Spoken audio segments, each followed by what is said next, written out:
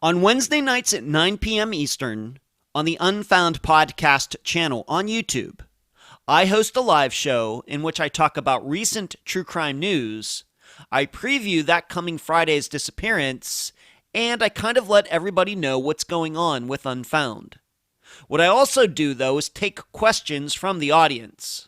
Since I know many of you have not yet checked out the live show, today, and for the third time, you will get to hear me answer a long list of questions I've gotten on the live show over the past year. I'm Ed Densel, and this is Unfound.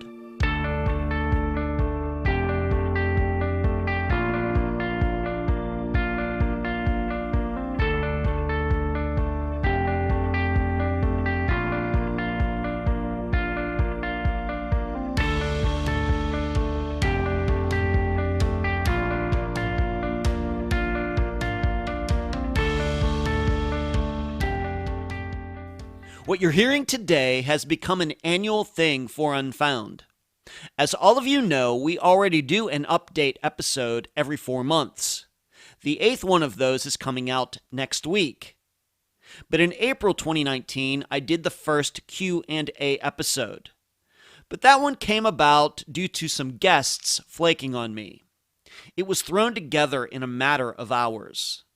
The one in 2020 was much more planned, as is the one you're hearing right now. However, after conducting that program in 2019, I saw how answering questions that I get about Unfound could be very helpful to all of you in understanding what goes on here, between myself, the guests, the assistants, and you, the audience. Because I don't do hardly any of that during the regular Friday episodes. And although I answer many questions about Unfound and myself on Wednesday nights during the live show, many of you don't tune in. Not blaming you. You all have important stuff going on. But you really should tune in if you can. Everybody who watches the live show loves it. So today, you're going to get a sample of that live show as I go through a list of about 30 questions I've gotten from listeners over the past year. Some concerning me, some concerning pop culture topics, some concerning true crime in general, but most concerning Unfound, my attitude toward what we do here, and why everything that happens on the program happens the way it does. But first, Unfound News. Did you catch my interview with Dr. Telesco on her YouTube channel yesterday? I hope you did. If not, please go to the Unfound YouTube channel for the replay. We discussed a lot of missing persons theory, using Unfound's disappearances as examples. Next, I'm very sad to report that the remains of Linda Stoltzfus have been found. Last summer, she was the first disappearance covered on Unfound Now. Justo Smoker has been in custody for Linda's murder since the fall of 2020. At this time, there's no information as to how Linda was killed or where authorities found her. Finally, speaking of Unfound Now, please be looking for a new episode on Unfound's YouTube channel within the next week, where you can find Unfound. Unfound supports accounts on Podomatic, iTunes, Spotify, Twitter, Instagram, Facebook, Deezer, and YouTube. Speaking of YouTube, on Wednesday nights at 9 p.m. Eastern, please join us for the Unfound Live Show. All of you can talk with me, and I can answer your questions.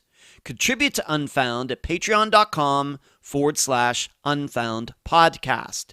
You can also contribute at PayPal, paypal.me/Unfound Podcast.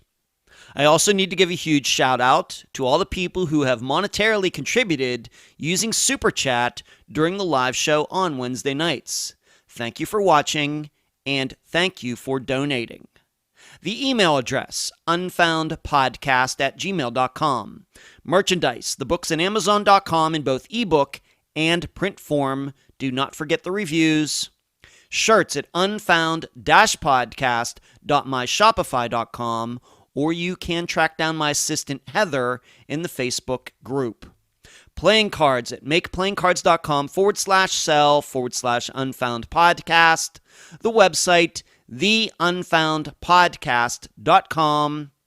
And please mention Unfound at all true crime websites and forums.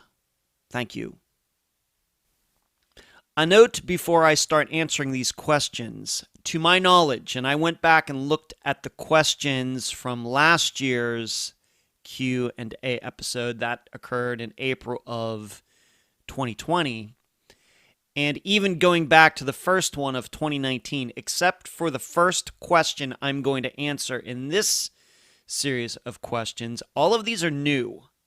So I don't want anybody to get the idea that I'm just answering the same questions over and over and over every year. I am trying to find new questions that have been asked of me over the past year and answer those, and not try to answer the same 5 questions over and over. But I will answer the first question here as to how Unfound got started, because it is a question I get the most.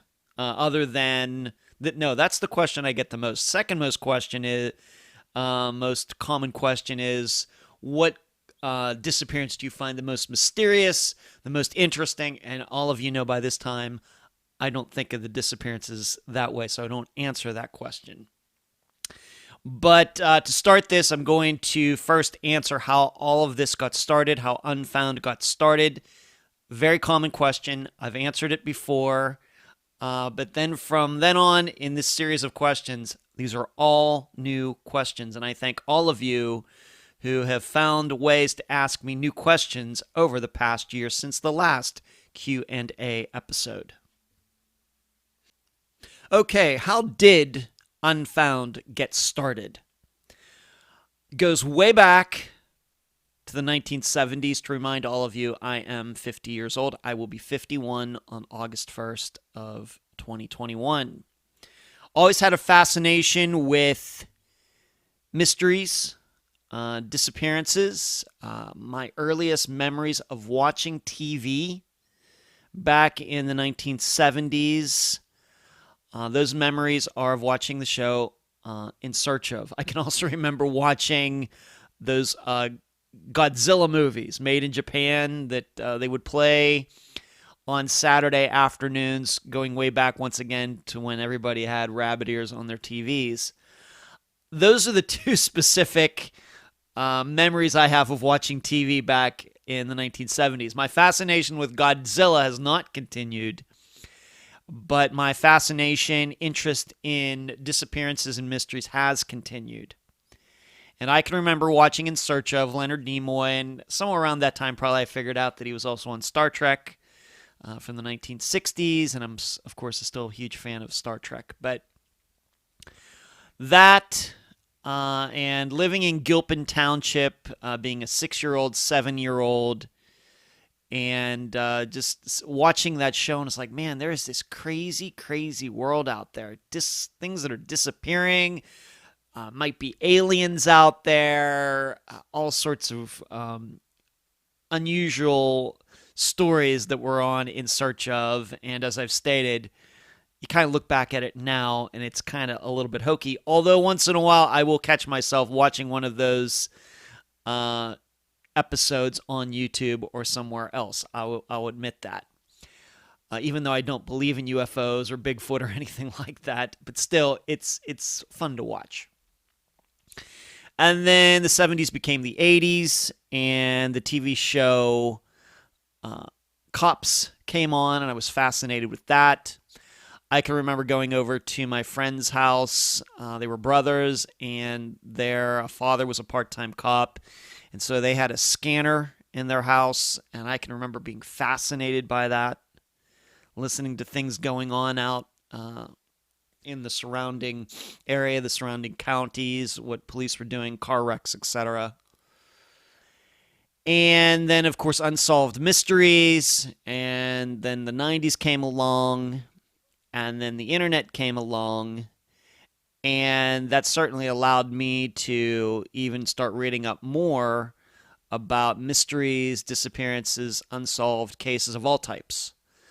Even more information, easily accessible, things that could not be done unless you went to a library or managed to find a book on that particular topic. Going to Borders or wherever else. We know bookstores kind of out of fashion now. So the internet certainly helped my interest along. So I would say that there's just something innate to me. I don't know what it is, just the way my brain works, that unsolved things catch my attention. And things that have happened without explanations, those also fascinate me. And then on top of that, that all came together with the experience that I got at Star Trek The Experience. I spoke about this recently when I was on the podcast with my friend April A. Bear, and I came up very early in that conversation, how in the job that I do here, you have to be very reactive to what the guests say. Even though we have outlines that we follow for those interviews, you're never still quite sure what the guest is going to say at any particular moment, even though I've talked to them 2 or 3 times before doing the interview. You never know on what kind of tangent you're going to go on. And as an interviewer, you have to be prepared for that. And I think the only way to be a good interviewer is to be able to listen and then be able to adapt to go in whatever direction your guest wants to go, even though, once again, we use outlines. And I learned a lot about that at Star Trek over those 4.5 years, because I did learn a lot about improvising, being able to talk off the top of your head, and keeping on topic, because that was part of my job. We were getting paid to entertain people even if the ride broke down. We had to stay in character. We had to pretend we were in the 24th century, year 2371, which is when Star Trek The Next Generation occurs on the show, and that's the era that we were in, and we had to pretend like that, and we were not allowed to break character or you could get fired. So it's just you and 27 people, and you just have to figure it out, and that will surely teach you how to do that and come up with things off the top of your head to stay in character and react to whatever people were going to say. And we did get a little bit of improv coaching in that job, but once you were on the job, it was just, there you go, do it. So my innate interest of mysteries and disappearances, along with my training that I got at Star Trek The Experience, and then writing a lot, writing some novels, working on some movies, writing screenplays, because writing is a huge part of this work as well. Maybe not as much as other podcasters do, because a lot of them don't interview people, so they have to do a lot of talking themselves, and they write their scripts and follow them and record them and everything. So I would not say that I have to write as much as other hosts for their shows. However, I think I make that up when I write the blog every week on patreon.com/Unfound Podcast, where I write 3,000 words at least a week on that episode for that week. And of course, I've done the books as well. So all of that just kind of came together. Now, as I've stated, Unfound is not the first true crime podcast that I've done. There was another one that I never mentioned its name. There was a co-host, and it kind of came about kind of by accident, I guess. And we hosted that podcast together from April to about July of 2016. Fell apart. But in doing that, and it was covering disappearances, but in a different way than we do it here.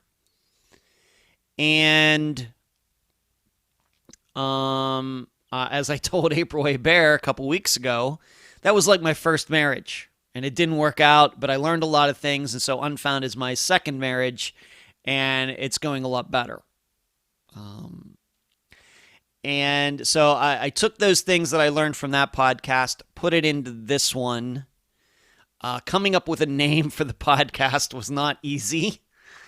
Maybe some of you, if you've been around really, really, really, really long, for like from day one, you know that Unfound used to have a different logo. I would call it a very cheesy logo that I made myself out of art that already existed, because you never know how these things are going to turn out. You didn't know if you're just going to last 4 episodes. What if you can't find any guests? What if you don't know what you're doing? What if the plans don't go the way you want? So I did not put a lot of work into the first logo, and then on top of that, for the music, the intro and the outro of the program, originally I just used the intro to an Iron Maiden song called The Great Unknown off of their Book of Souls album. I call it an album because I'm old school. And it just kind of worked out. But in the beginning, got a lot of bad reviews. A lot of 1-star reviews on iTunes, just to be honest. But it's the reason these days I haven't been on iTunes probably in 3 years. Have not logged in. Don't read reviews. I don't know where, if Unfound is even in the top 200 in news or true crime or whatever else. I don't care. So, but that's what happened early on, because you never, once again, you don't want to go through the problem of trouble of paying someone to come up with and design a new logo, and then 2 months down the road, you're like, well, this isn't working out. So I went on the cheap. I ripped off Iron Maiden to start. And then things just kind of picked up. And ended up that there were people who would talk to me and saw benefit of coming on the program, of being on the program, of me talking to them. Of course, in the beginning, even though I had a lot of talking experience, I didn't have a lot of interview experience, and there are several interviews that I hear from back then I wish I could do over. Too late now, unfortunately. Maybe we have, though, revisited some of those disappearances since then. And it just kind of worked out. That's the best way I can put it.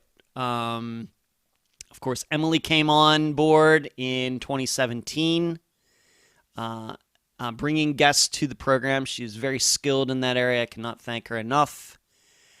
And then everybody else that I always name when I thank all of the assistants: Emily, Cherie, Carrie, Heather, Eric, and Natasha over the last 4.5 years. Eventually, it was at the end of 2017 that I ended up getting the music that you hear now. I think I got it off of Pond 5. It's, what's it called? License free. I pay a fee, a one-time fee to use it, and then I can use it for everything. That's the music you hear on the episodes now. And little by little, Natasha has gone back and replaced the Iron Maiden music with the new music, so all of those episodes can be played on YouTube, because if you play them with the Iron Maiden music, it all gets flagged. And sometime in 2017, a listener, I cannot thank her enough, she designed the new logo that you now see with the little spyglass, magnifying glass in the middle, that has been used everywhere now, whether it's in white letters, black letters, red letters. Those are kind of the colors of Unfound: white, red, and black. That's just the way it worked out. And so we got a really cool logo that I love. I continue to love it. She did a great job on it. I cannot thank her enough. And that's how it all came together. Why on Fridays? It just, at 2 o'clock, it just seems like people would want to listen after a long work week. Maybe they'd want to listen to a true crime podcast at the end of the week. That's just what was going through my head. There was no deeper thought into it other than that. But that's really how it all got started. It was a little bit of me, I think, something that I may have genetically. And then you combine that with a lot of experience. And then the podcasting, of course, technology came along. I did do some other podcasting before that first true crime podcast that I did starting in April 2016, but none of that really went anywhere.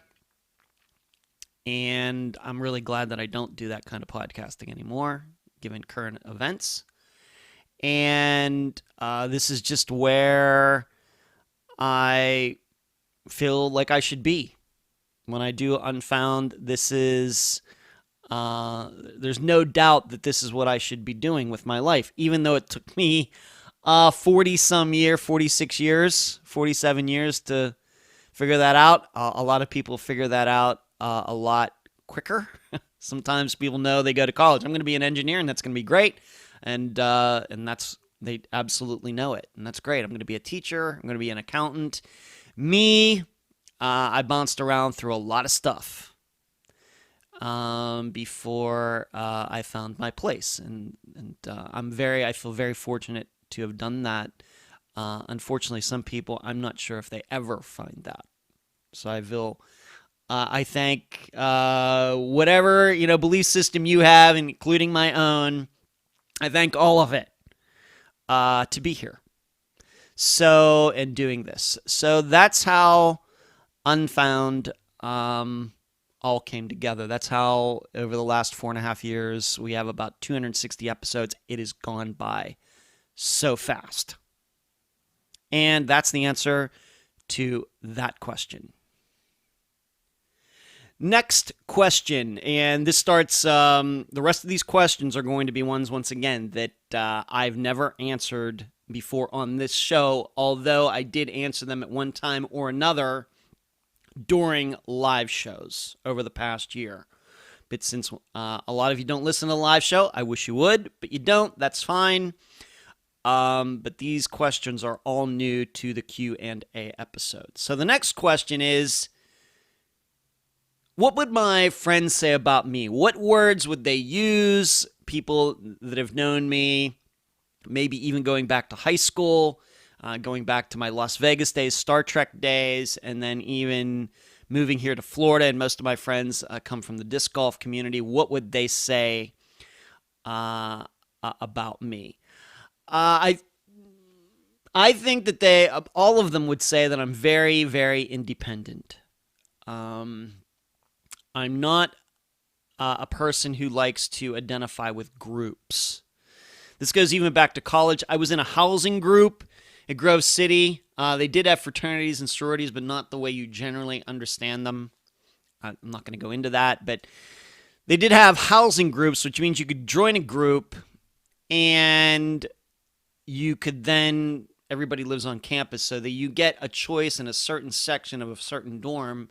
And all you guys, there were men's and women's dorms, no combination, no combining at Grove City, even to this day, I think. And so you could join a housing group, and then you'd get like you'd live with people that you know, guys that you know, and you'd get a better selection of where you would be living on campus. That's how it works. But also, then your housing group would have its own sport teams for all the intramural activities that they had at Grove City, like softball, basketball, football, flag football, bowling, volleyball, etc. So I joined a housing group during my sophomore year, but I am pretty sure we were called the Sigma Phi Omicrons, even though we were not what you would call a Greek organization. I know, it's really weird. You can go Grove City, just look it up. But our colors, I think, were dark blue and white, and I don't think in the entire time that I was part of that group, even though I played on the basketball, flag football, and softball teams, and probably those, I was only probably really decent at softball, hitting and playing the outfield. I don't think I ever wore the colors except for the sporting events. I don't know if I ever wore the letters, those Greek letters, or anything. There was no, there's no initiation or anything. It was nothing like that.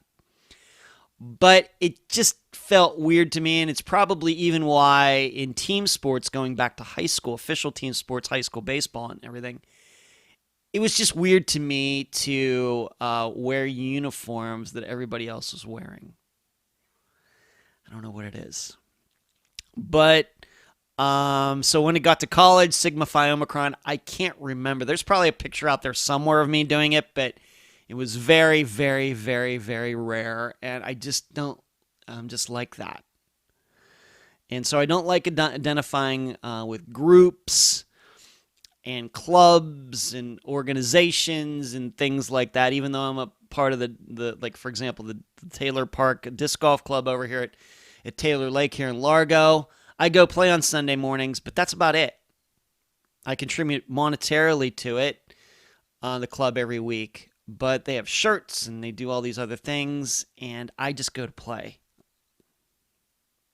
I get along with everybody, and that's probably the other thing. I think that most people would say that I'm a very, very friendly guy, but I'm also a very private guy. And you know what was said, I remember this being said about Ronald Reagan. Easy guy to like, hard guy to get to know. That's probably me. And I think, I don't know why that is. I don't know. I don't think that my brothers and my sister are like that. And I don't even think that my parents are or were like that. But I think that that's probably me. Easy guy to like, friendly, I can be funny and everything, but hard guy to get to know. And as I joke around, when I play disc golf tournaments, when it's over, I am the quickest person to leave the course. As soon as I'm done, within 5 minutes, I'm in my car and out of there. It's not because I'm not friendly. I'm happy to see everybody, but I just, I've done my thing. I've played. I've gotten along. I've been a good sportsman there, etc. But now it's time to go home. Now it's time to do other things. So there's that. I think that would probably also contribute to the fact that I'm a single guy at 50. I think that you start hearing about a guy who's 50 years old and has never been married, no kids, and I think that probably the knee-jerk reaction was, well, he might have been a criminal, he might have been in jail a lot of that time, maybe he has some vices and all these things, and I have none of that. So, I don't know. But just kind of a unique individual, probably a little bit of a unique personality as well. As I've stated, even though I interview people for the program, I've met some of the guests. I've gotten together with some of the guests for lunch and everything, and I love every single second of it. But on the other hand, it doesn't bother me. I can be up here in my condo for days at a time, never see another human, and that really doesn't bother me either. I guess that's why all this COVID stuff over the past year hasn't really affected my personality or anything at all. It's just standard operating procedure for me. Some of the other qualities, I think I am known as a little bit of a hard ass. I don't like complaining. I am certainly one of those people that I know is my favorite NASCAR driver, at least when I was watching NASCAR. Mark Martin was my favorite driver back in the day before he retired. And he lost the Daytona 500 by like a fender. He never did win it. And he was asked, how does it feel? Or don't you feel bad that you didn't win it? And what was his response? It might even be on YouTube somewhere. His response is, nobody wants to hear a grown man whine. And I try to remember that. I really, really try to remember that if about anything. So I'm a little bit of a hard ass. I don't know how much of a compromiser I am. The truth is that in certain situations, if I am ticked off, I can have a very sharp tongue. And that probably, it doesn't help that I do have writing experience and I do have improv experience and everything else, that I'm never at a loss for words in situations like that. And I have a very sharp tongue. I've discovered that, and it's a lot of times I really have to watch that. That's probably one of the bad parts of my personality. Somewhat vain. Some of you maybe know that I've been losing some weight lately. At 50 years old, I'm still very vain. It probably goes back to, once again, my acting days. I did do some modeling and everything else, and that still sticks with me 20 years later. And I would think that although I'm not going to ever get any facelifts or anything like that, and my hair color that you see is my natural hair color and all that stuff, but I think that people would find that I'm a bit vain. When I go out to the disc golf course, maybe you've seen some pictures. I try to just dress color coordinated. My disc golf bag is black and red. My cart is black and red. I dress in black and red. That's not by accident, things like that. So I can be very vain, probably much more than the average guy. And I don't know, it's not easy to be that way. What's with the hair? My hair has been growing since my mother died in November of 2018, and she would hate it. My dad hates it.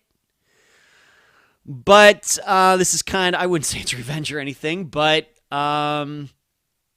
it's just, I can do it. And as people, why are you doing that, Ed?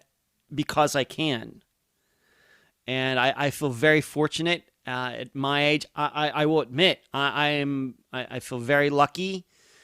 I don't know what I would have done if I had the balding genes, Genes. I don't know what I would have done. And those guys that have lived with it, and they're perfectly fine with it, God bless them. Okay, God bless them. Great. I'm just happy that's not me. And so I feel like I have to go the opposite direction. If these guys were balding, they shave their heads. Well, being that I have most of my hair, I'm going to let it grow. It's kind of the opposite. So once again, me just being me, being fairly unique. And I don't know how long it's going to grow. I tell it to stop and it doesn't. Very competitive. I think people do know that about me in trivia, in disc golf, anything I've ever done. I do not like to lose. Billy Bean in Moneyball, what's Brad Pitt's character in Moneyball say, he hates losing more than he loves winning. Kind of me. Me. I don't like the feeling, I hate the feeling that I'm not using my brain and body to their fullest. Not a very good manager of people. I'm certainly lucky to have my assistants, but I wouldn't say I really manage them. I'm a much better manager of ideas and arranging ideas, and I think that's why I'm decent at running Unfound and putting everything together so all of you can understand it, because some of these disappearances, as you know, get fairly complex. So those are some of my qualities, the good and the bad. I think that's what a lot of people would say about me. Both my guy friends and women friends, maybe even ex-girlfriends. I think those are some of the comments that they would probably make about me. And so I think this is important for you to know because, I think that in this position, being that we are talking about a topic that is so serious, you need to know who the person is that is doing the interviews, that is providing the information to you, arranging it in a way that you can understand it. I think it's very important that all of you know who's doing that. Now, I know there are some hosts out there that use aliases, you don't know anything about them, and they keep their private lives very secret and everything. It's not like, this isn't like Batman, where he says, well, I wear a mask, to protect the loved ones. I think he says that in the third movie, The Dark Knight Rises. He says that to the guy that ends up being Robin. Hope I'm not giving that away, but this isn't that. I think that you need to know the real names of the people who are saying that they should be trusted. I want you to trust me. And the only way you can do that is if you know me as well as you can. We'll probably never meet in person, but you can look at me. You can look me up. You know where I'm from. You know what I've done and all of these things put together. If you follow me on my private Facebook page, I think this is important so you know that I can be trusted. You can trust me. to provide you the most objective information that can be given to you. That I don't have an agenda, a hidden agenda, or anything else. The only agenda I have is the truth. And so the only way you can gauge that is by looking at who is this person? What do I need to know about him? And that's why I'm talking about myself, giving you both the good and the bad, and why, even though I tend to be a private person, I realize that to be trusted, and for Unfound to be trusted, that I do have to reveal a lot of that private stuff to the public. That's just the position that I'm in. That's just the way it goes. And I'm fine with that. Next question. What is the camel? Why is it on every Wednesday that I post something on the page or the discussion group about the camel, quote unquote, the camel? This got started. It was not started by me, I do not believe. I don't think so. I think this was started by a listener, I think a couple years ago, and it started with that Geico commercial. Happy as a camel on Wednesday, on hump day. Wednesday is, of course, known as hump day, at least here in the United States. And so Geico, still to this day, has a commercial regarding a camel that they bring back this commercial once in a while, that shows this camel going through this office and asking, what day is it? What day is it? And the announcer says, happier than a camel on hump day. And because the live show is on Wednesdays, from that hump day, it became this thing that that I have a pet camel. I don't know. And so I've just kind of run with it. Now, if you've watched the live show, it's a little bit different tone than in the episodes. We forgive the pun, but we kind of let our hair down a little bit on Wednesday nights. We do cover a lot of true crime topics about Unfound and true crime news in general. But I do talk about disc golf. I talk about what's going on in my life, talk about things that are coming up. I take questions, these questions that I'm answering here. Some of them have nothing to do with unfound or missing persons or disappearances or anything like that. And so, being that it's a little more laid back than the regular episodes on Friday are, the camel joke has continued. And every week I come up with a little joke when I post that, the live show's tonight, tune in at 9 p.m. Eastern, and I'll write a little comment about the camel when I do that. And so there's like a joke, a running joke, where I pretend that I actually live with a camel. Nobody can predict. That's something that you just can't plan for. It just happens very organically. I think I've talked about the camel going on spring break. I think I've talked about him going to visit friends, and I told him, don't come back. I think I've a whole bunch of different things. Halloween and, him dressing up, and spring break, going to be wearing a Speedo. He's going to checking out Speedos, and I'm very worried about that. All sorts of comments I've made about the camel over the last couple years when I post the notice that the live show is going to be that night.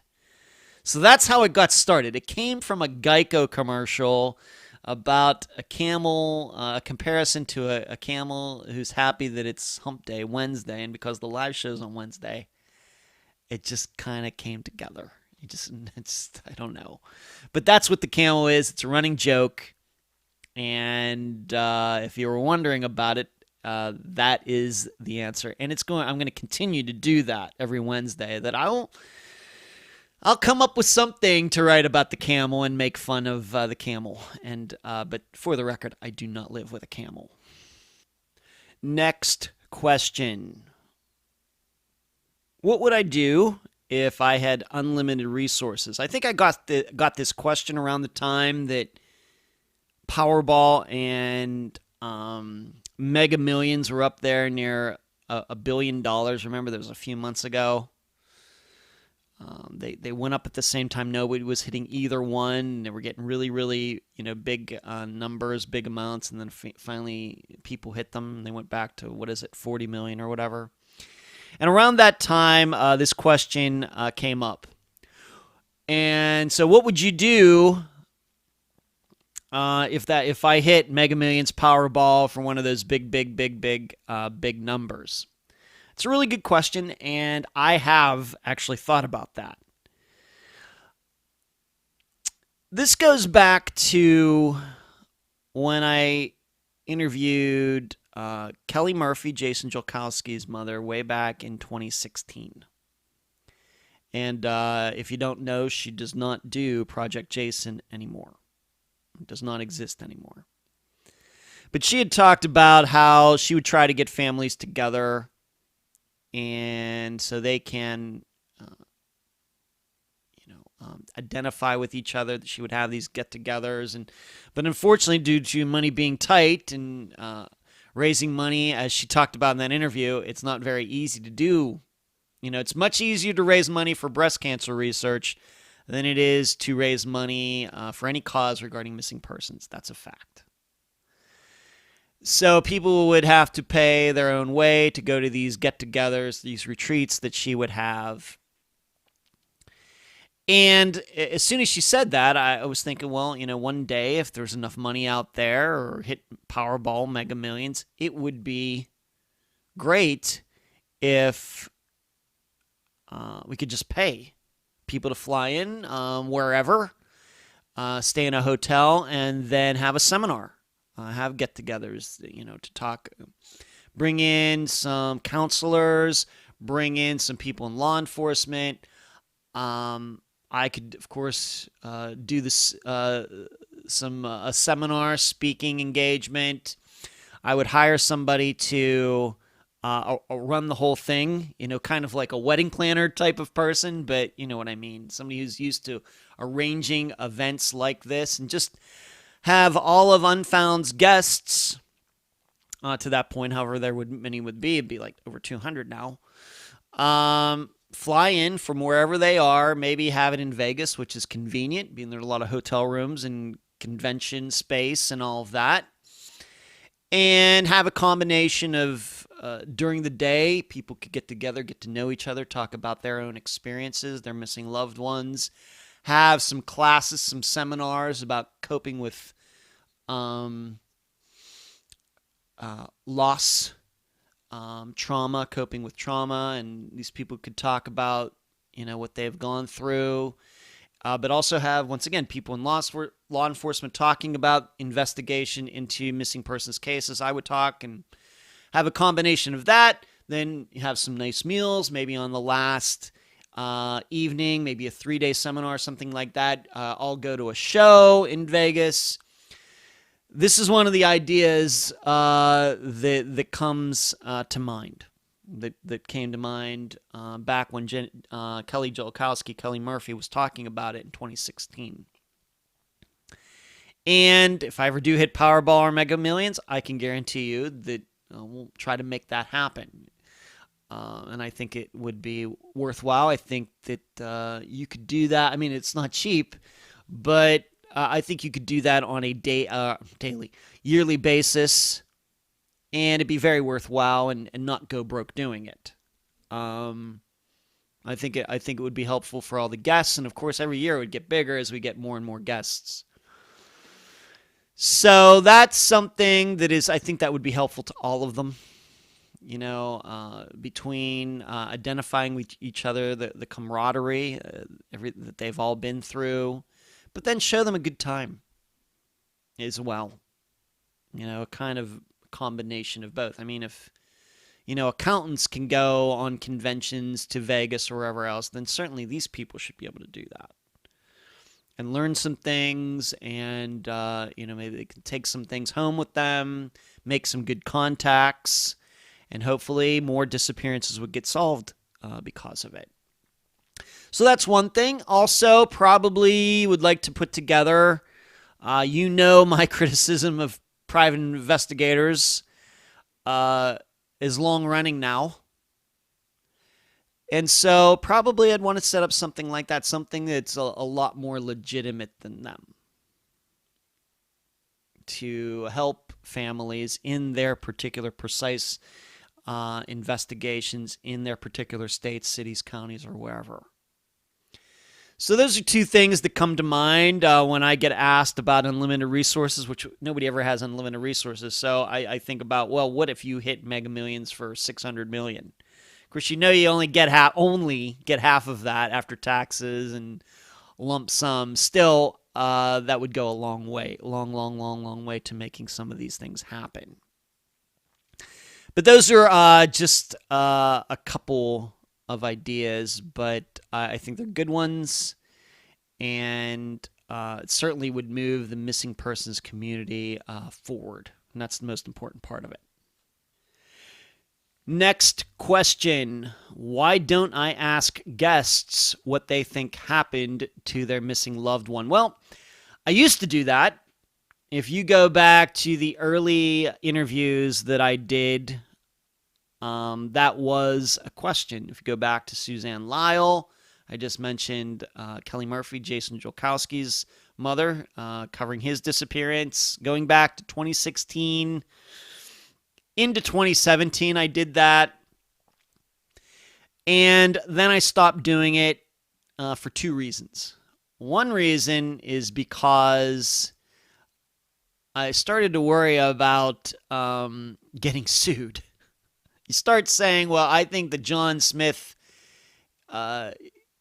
killed my daughter. I don't know where that can go. Probably nowhere good. So that's the first thing that started to go through my mind. The second thing is that I don't voice my opinions about what happened in the episodes. I may write about them in the blog at patreon.com/Unfound Podcast.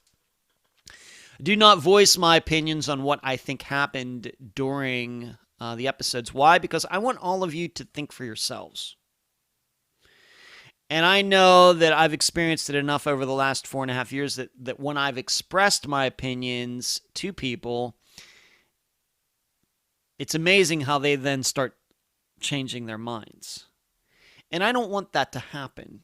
I've been wrong on some of these cases. I've been right on some of them. Some of you have been right. Some of you have been wrong. But I don't want to influence anybody's decision. Even when we do the think tanks on Sunday evening, I let everybody express their ideas first, and then I express mine last. Whatever the point to ponder is, I let them talk first, and then I express my own. I really want to know what these people were thinking without any influence from me. And so then that continues to the guests. I think it's the same thing. As soon as guests start saying what they think happened, then I think many in the audience are going to start thinking, well, she or he must be right. The guest must be right. And I don't want that kind of influence. I want all of you coming to your own conclusions, what you are hearing. And I know many of you listen to the episode and then you go onto the internet and you even try to find more information. I think that's spectacular. I love it. And so that's why I don't ask. It's two reasons put together. And so the way we now handle things, as you probably notice, is that we just talk about times, dates, pings, phone information, records, video, and the saying now that I use is that I can't help it if some facts makes a person look guilty. That doesn't mean the person is guilty. That doesn't mean the person committed the murder, but we're just talking about the facts here. And we can't help it that this or that may cause a problem for that person, because we don't lie on the program. I don't lie on the program. Now, I'm not going to sit here and say that every guest has told the truth 100% of the time. There are just certain things that they say that cannot be verified. But I think when it comes to those major pieces of information about the last sighting, about times, about dates, about phone pings, about text messages, and all these things going on in that missing person's life, I think we get that stuff correct. We may make some mistakes because we're human, but these are not errors by choice. These are errors that occur just due to accidents. So, we just put the information out there. We put the truthful information out there. We let you decide. And I'm not here to get anybody. I think some of the guests are out to get some people. Quote unquote, get. But I am not. I try to be as objective as possible, and I will tell you that some of my conclusions are very different from my guests, what my guests think. And that's fine. I'm going to help them either way. So that's why I don't ask that question anymore, both from a legal standpoint and an influence standpoint. Next question. This came from someone who obviously knew that I'd written some novels, and the topic has come up before. I've mentioned it. But I have written some novels going back to the 1990s. In fact, I wrote my first novel I wrote right before I moved to Las Vegas. So I started that probably in 1997 and finished it in 1998. And then I moved to Las Vegas in May of 1998. But somewhere around the beginning of 1998, I finished this novel. Only a couple people have ever read it, and I don't even know how good it is. I know that it's on somewhere on one of these computers, on one of these external hard drives that I have. When you're a podcaster, you start to collect a lot of computers and external hard drives and everything, but it's here somewhere. And it was about my hometown, Leechburg and Gilpin Township, where I lived. I didn't live in Leechburg, the borough of Leechburg. I lived out in the country outside of it in Gilpin Township of Armstrong County. Canny, as they say in Western Pennsylvania. I say it properly, county.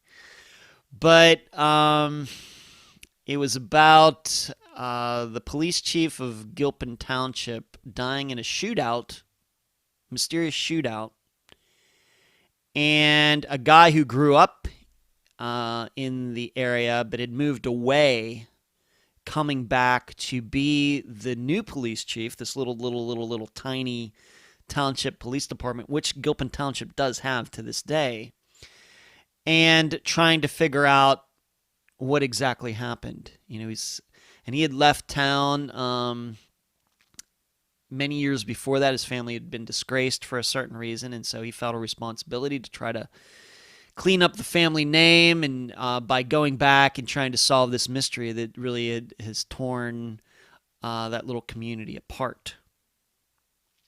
And so it's a mystery. It's a murder mystery. And I don't want to give too much of it away because one of these days I may want to publish it. But I thought it was pretty good. So, of course I did. But that was the novel. He comes back to solve this mystery and reconnect with people that he hadn't seen in many years. But in doing so and trying to figure out why this the former police chief had been shot, kind of reveals an ugly underbelly of that community. So, once again, that wrote that in 97 into 98. And then I kind of got away from that, moved to Las Vegas, worked for that terrible job at 7-Eleven, worked at Star Trek, more got into filmmaking, so screenplays, which is a totally different type of writing. Usually find, if you know any professional writers, they usually do one or the other. You're either a professional, really good screenwriter or a very, very, very good professional novelist. Rarely do the two mix because they're very, very different types of writing, I'm here to tell you. Stephen King, I think, regarded one of the best fiction novelists, at least when it comes to horror, of the late 20th century into the 21st century, but he doesn't write screenplays. And then a lot of screenplay writers. You see them in the credits at the beginning of movies. They don't write novels, at least none that are popular. So 2 different types of writing, but I've done both. And I really don't have preference of one over the other. When it comes to filmmaking, what I ended up not liking was the collaborative process, which, going back to me talking about myself earlier in these questions, kind of is me as well. Like Jack Black said in School of Rock, I got vision up the butt. And so that's kind of the way it is when it comes to Unfound and other things that I do. So, but after that, though, I started writing another novel in like 2009 into 2010. It was very long. It was a three novels, a long story, a series of 3 novels, a trilogy, I guess.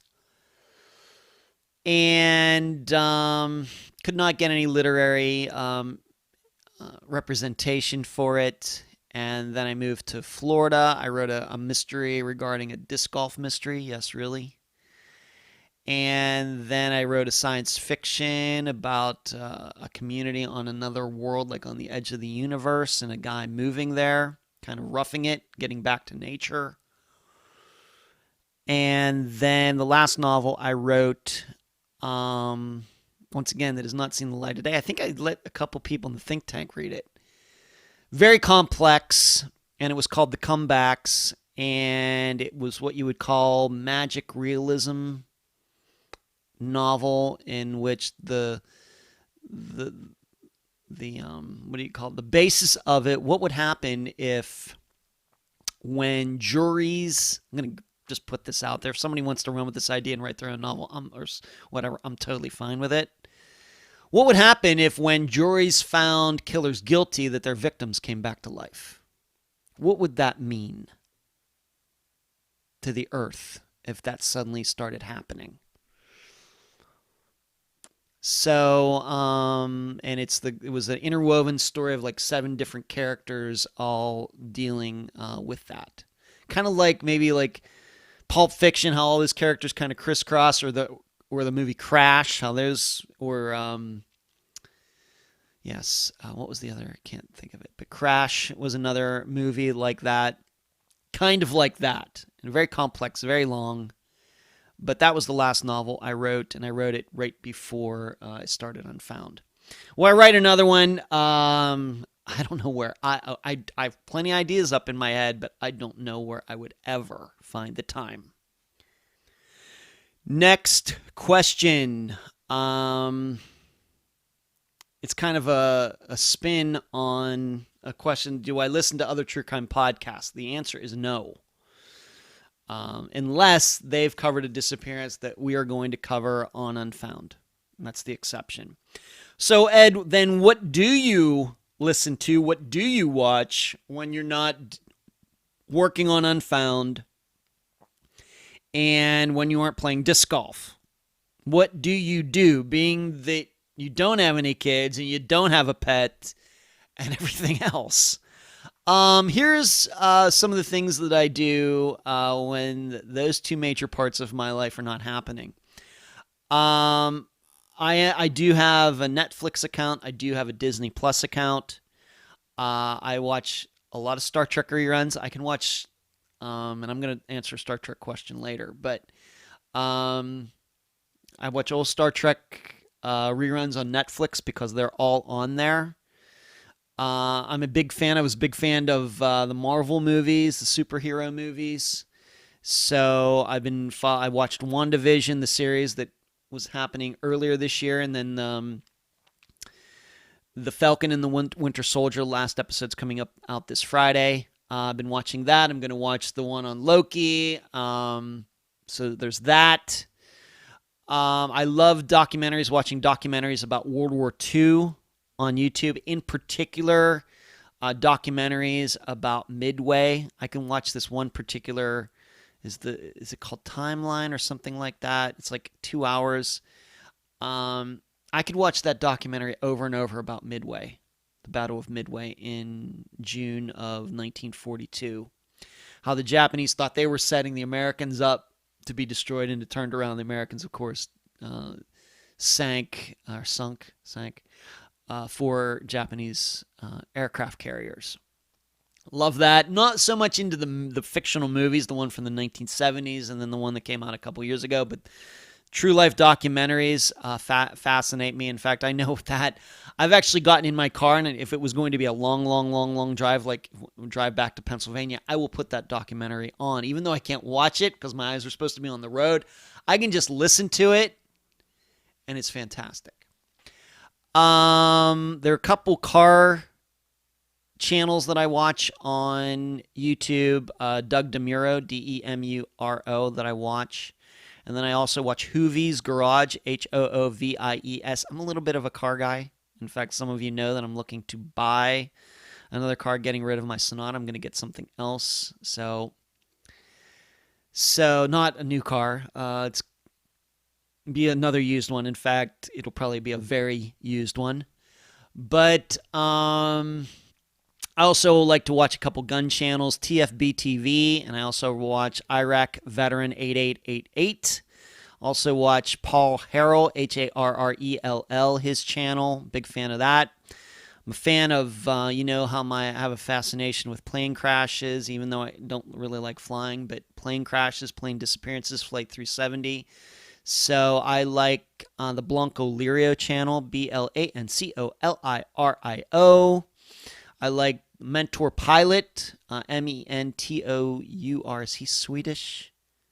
Swedish Pilot does a nice YouTube channel. Also like the aviation channel CW Lemoyne, Lemoine. He's a former fighter pilot.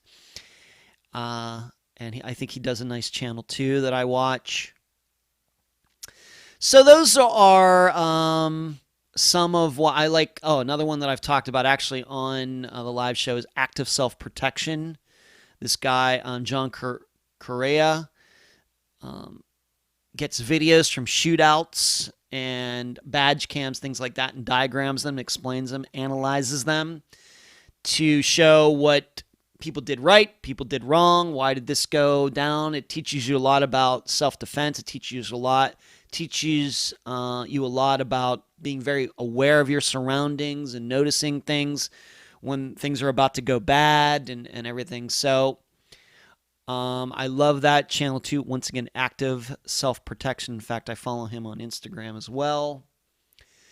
So those are some of the things I watch or listen to when I'm not doing Unfound. I watch disc golf videos, disc golf tournaments that are shot live and then played on YouTube. I watch those, of course, but that's kind of like disc golf too. That is disc golf, but just not playing it. I listen to my friend April Hebert's podcast because she's doing a great job over there. And the Find Jody podcast, I feel very connected to it because Caroline Lowe, I've known her for about 5 years now. And, of course, they do great work at findjody.com. I listen to that. That's one of the few ones that I make a point of. Like I said, don't listen to true crime podcasts except for that one. But I feel like I have a vested interest in that because I was one of the first members of findjody.com. When they started that website going back to the early 2000s, I was one of the first people to sign up to be a member in their forum where you could comment about Jody's disappearance. Of course, at that point, it had only been 6 or 7 years old. I was one of the first people to sign up for that. So it's been almost 20 years going now, so it makes sense that I listen to their podcast now that they're doing that. So those are some of the things that I do. I'm not into video games. I did have an Atari 2600 in the 1980s, but really never got into them, even though I have a couple video games in my condo that I bought and I assembled them. Upright ones, like from the 1980s. They're mainly just, atmosphere, little environment that I've created for myself here. Of course, as you know, listen to a lot of music as well. So that's what I do when I'm not recording the program, talking on the phone regarding Unfound, doing interviews, doing all the things that require me to do. for Unfound, or go play in disc golf tournaments, or go practice or whatever. So maybe through all of that, you can see why I'm single. Next question, and being that I just talked about this, who or what introduced you to disc golf, and do you have an idol within the sport?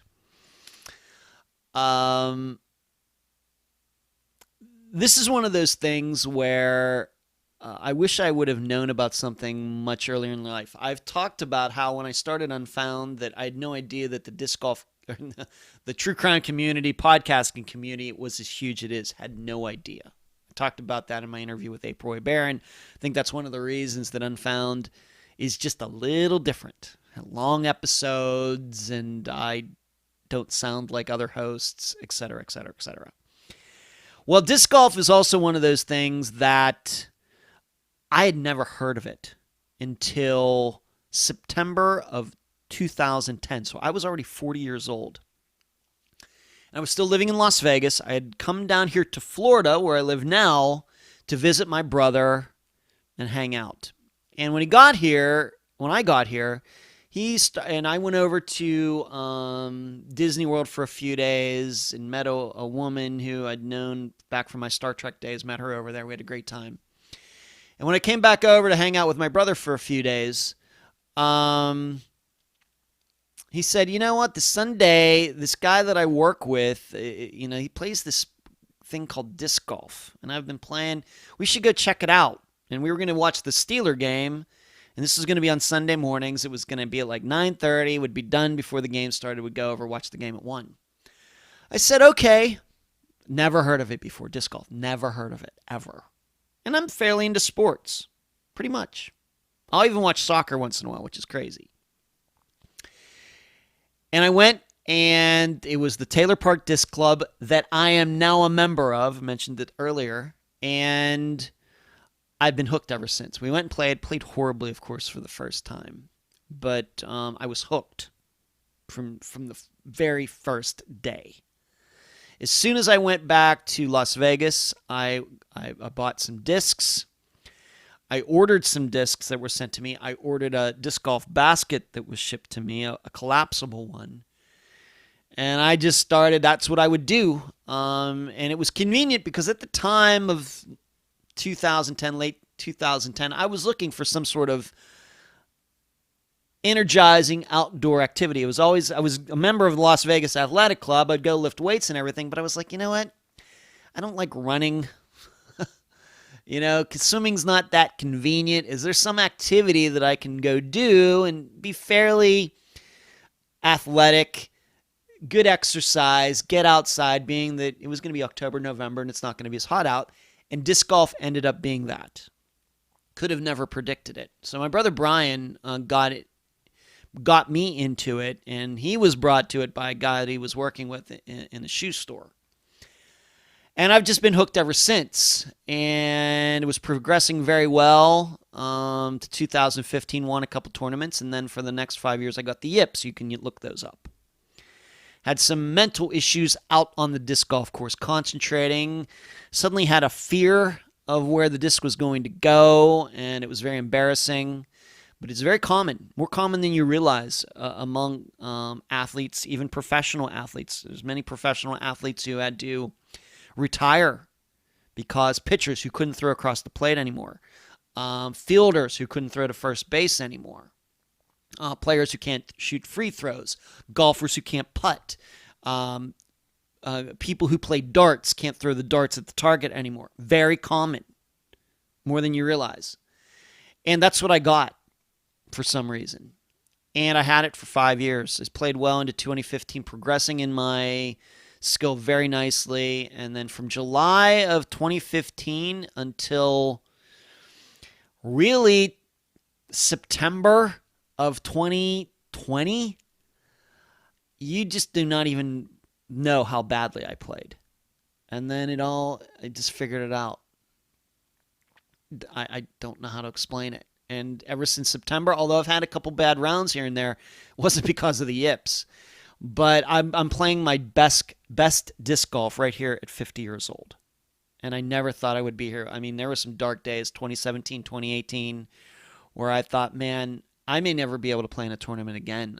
I'm so bad. It's so, it's so bad. I practice fine, but then under the pressure, quote unquote pressure, but that's not really what the yips are about.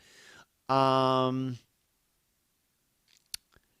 would not play well. And that's really, the opposite of me, because I am a performer. And I have performed going back to high school, playing the piano in front of loads of people, concerts and things. Of course, it's Star Trek, performing, getting shows ready when I was a stage manager in Las Vegas after that. I'm used to being in front of people and having to, do my job. And, all eyes on you. So it was really surprising when that happened to me, and I really suffered for a while. Granted, it's just disc golf. It's not life, I guess, but and around the same time, of course, Unfound's getting started, and it's going well. So there was that, very positive development in my life. But at the same time, a sport that I really enjoyed had been doing very, very well, going in the exact opposite direction, and really questioning, what am I doing here? What, am I ever going to be able to recover from them? Because most people do not recover. They just have to live with it. Professional athletes get it, and they have to stop. In fact, just if you follow ball golf, Ian Baker Finch, who is now an announcer, he got them. He won the British Open back in the early 90s. He was thought he was going to win a bunch of other majors. He got the yips, could not, when he'd drive off the tee, never knew where the ball was going, could not get it under control, and that's why he retired. That's why he's an announcer now, because he totally lost his golf skills, just like a snap of the fingers. Same way with David Duvall, golfer. Number one in the world, late 90s. Once again, he won the British Open, and then right after that, he got the yips. And that's why he's an announcer now, because he just couldn't get it back. It's just, unless you have him, it's hard to explain. But I'm very fortunate that I got over them, and in addition, I'm playing better than before before I had them. So I'm very, very fortunate. So that's how I got into disc golf. I was introduced to it to my brother Brian. He and I still go play together once in a while. But he is in his late 60s, and he does have some physical ailments, neck and back and everything, but he does his best. But we go out there, and he's a good analyzer of my game, seeing me throw and make suggestions about maybe what you want to do on this basket and everything. So it's helpful in that way for me when tournaments are coming up. So as far as an idol goes, I don't know if I really have an idol. I can tell you early on, I was a big fan of Dave Feldberg. But he's really not at the top of the game. He's gotten into his 40s. There's a lot of better players than he is now, but he was a world champion. Great player.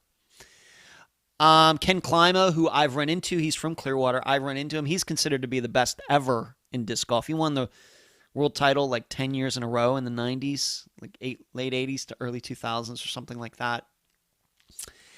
And I've met him. He comes and hangs out and everything, but he's like a few years older than me, but I know him. He would probably know me to see me.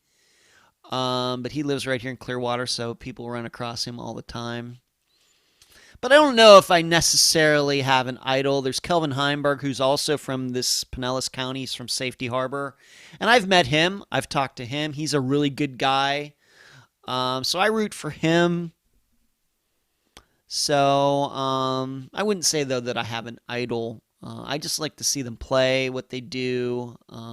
Nate Sexton is a really good player. Paul Ulibarri, big fan of him. Jeremy Colling, big fan of his. But I wouldn't say I have an idol. I just like to watch them play. I like to see them do well and watch them do things that I know I'll never be able to do on a disc golf course. It's a great sport. You should get into it. You should get your kids into it, for sure. Next question. Are there any statistics on missing people who are in the witness protection program? To my knowledge, no. This is a question that has popped up a few times. And I think the reason this question does pop up is because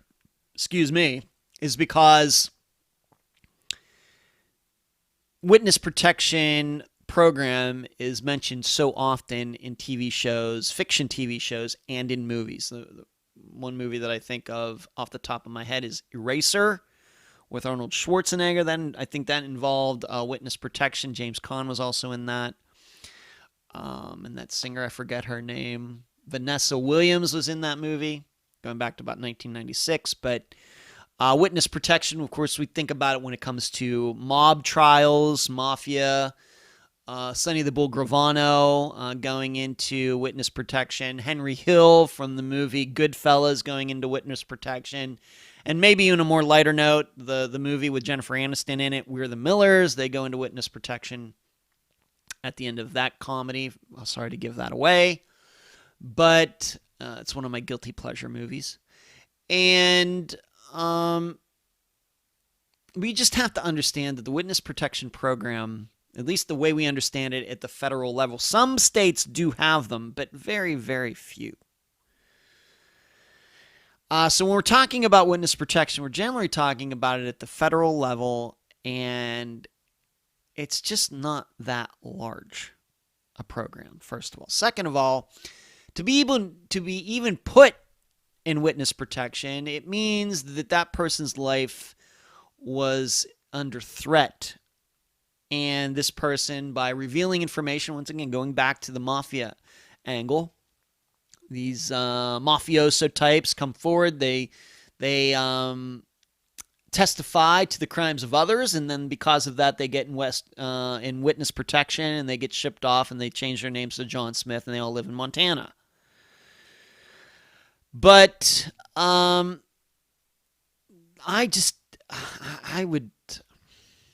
my instincts tell me there are no facts to back this up. My instincts tell me that not one person who is listed on the Charlie Project or on NamUs is in witness protection. Now, it's come up. Some guests have asked me about it. We know there are a couple disappearances that we've covered. Lola Catherine Fry, for example. April Pitzer, who they were going to testify or had testified in trials with Lola Catherine Fry's. It had something to do with the breast implant she got. April Pitzer, it had to do with, she had testified about drugs or something like that. But in none of these cases do I think that these women or men ended up in witness protection. None of them. I think this is something that people get in their heads because they think they know about witness protection because they've seen it in movies and TV shows. And witness protection is a great tool for telling stories like that in fiction. I get it. But in real life, that's just not how it works. You know, these people would have had to have testified in open court, and there would be transcripts of that. And they would have had to have given the government information that was so huge that they would then be entitled to start a new life somewhere with an assumed name and a new house and everything else. You got to give up quite a bit to get that. And you got to be able to put away quite a few people to get that. And in none of the cases that Unfound has covered has that happened. Just hasn't. Even with, you could go back to Nicholas Masucci, who did have, it seems, some mob connections. Not even his own daughter, who was the guest for that episode, believes that her father is in witness protection. I think she was, you could read between the lines when I did the interview with her that what she thinks happened. So, there are no statistics, I think, for good reason. But even above that, I would be stunned if anybody on NamUs or on the Charlie Project was actually in witness protection. Would be stunned. I think it's a very small program that is limited to the creme de la creme of people who have rolled over on other people. So once again, regarding mafia dealings or terrorism, things like that. But when it comes to what we're generally talking about when we talk about drugs on Unfound are low-level people, local dealers, and surely violent people, but not Pablo Escobar. And I think that has to be factored into all of that. And once on top of everything else, rarely do we talk about the FBI, in any of these cases, the FBI being really, really, really involved. So that is a factor as well. So trust me, if there is ever a disappearance we ever cover on Unfound where I think that the person could be in witness protection, I'll let you know. I will surely let you know. I'll be very vocal about it. And we'll talk about it during the episode in serious terms. But that just hasn't happened yet. And I'll be honest, we do Unfound for 25 more years. I'll be surprised if we do. Next question, getting out of the true crime realm to once again to something else. Van Halen or Van Hagar? Ed, which one are you more a fan of? Now, this is very important because I was 14/15 when David Lee Roth left or got fired from Van Halen, went off on his own, his solo career, which had a very successful solo career. And then Van Halen brought in Sammy Hagar, who had a somewhat successful solo career. Of course, he was with Montrose as well, but he had a good, successful, I Can't Drive 55, and then he ended up being with Van Halen for several years. This is a question I got at some point in the past year, and I think it's because I ended up talking about Van Halen. Of course, Eddie Van Halen died. I think that might have been the reason it even popped up. Eddie Van Halen died within the last 6 months. And everybody knows I talk about my music tastes once in a while on the live show. So somebody ended up asking me, well, Ed, which are you a fan of? Van Halen with Sammy, or with David Lee Roth from like 1977 to 1984, or Sammy Hagar, 1985 to somewhere in the mid to late 90s. Much more of a David Lee Roth Van Halen guy than with Sammy Hagar. But on the other hand, I will tell you, the first CD I ever bought was 5150, which was the first album with Sammy Hagar. The one that had Dreams and Love Walks In, Best of Both Worlds. Some great songs, no doubt about it. It's a great album. But, and I have nothing against Sammy Hagar. He seems like a great guy. David Lee Roth, interesting guy. But you have to understand, at least in my world, and even I can remember when it happened. The David Lee Roth, even though he's not the greatest singer of all time, he's not Bruce Dickinson, he's not Jeff Tate from Queensryche, he's not Rob Halford from Judas Priest, he's not Ronnie James Dio, he's not Sammy Hagar. Sammy Hagar has a fantastic voice, and he can steal well, and he's old. He's in his 70s. He can steal well. I think he's in his 70s, has to be. Yeah, he's older than David Lee Roth. David Lee Roth is considered to be one of these, David Lee Roth is not Robert Plant from Led Zeppelin. But David Lee Roth is a complete showman. Remember, it's all about the show. This is what I try to remember. Ed, you listen to Megadeth and look at, what they do, and Bruce, and Iron Maiden, Number of the Beast and everything. And I just try to remind them, it's just a show. It's no different than a movie. Just because people are shooting people and people are dying and everything else doesn't mean that's the way these people think. It's just a show. And so that counts in my book, because to me, rock and roll and all music is about the show. And of course, I like the music as well. The musicianship, being a former musician, I'd like to be a current musician, but right now I'm a former musician. David Lee Roth could sing just good enough, but he was a complete showman. And a lot of lead singers patterned themselves after David Lee Roth, and you could say David Lee Roth patterned himself after the guys that came from him before him, Robert Plant, and others, going back to the early 70s and back into the 1960s. And I can't think of his name right now. The guy from The Who, it was the Pete Townsend. He's the guitar player. Roger Daltrey. There we go. off the top of my head. Roger Daltrey, singers like that. David Lee Roth, I think, just with the band, was better. I think that they wrote better songs. I think that with Sammy Hagar, the quality of the songs went down after 5150. I look at 5150, and even though it has a completely kind of different sound than all the David Lee Roth stuff, but it's still really good. After that, I thought that it really went downhill. They started getting weird with the, For Unlawful Carnal Knowledge, they started getting tricky with the titles of the albums and OU812 and all that. And it just got old to me very fast, to me. I think, on the other hand, David Lee Roth went on to have a very successful solo career with Steve Vai and others.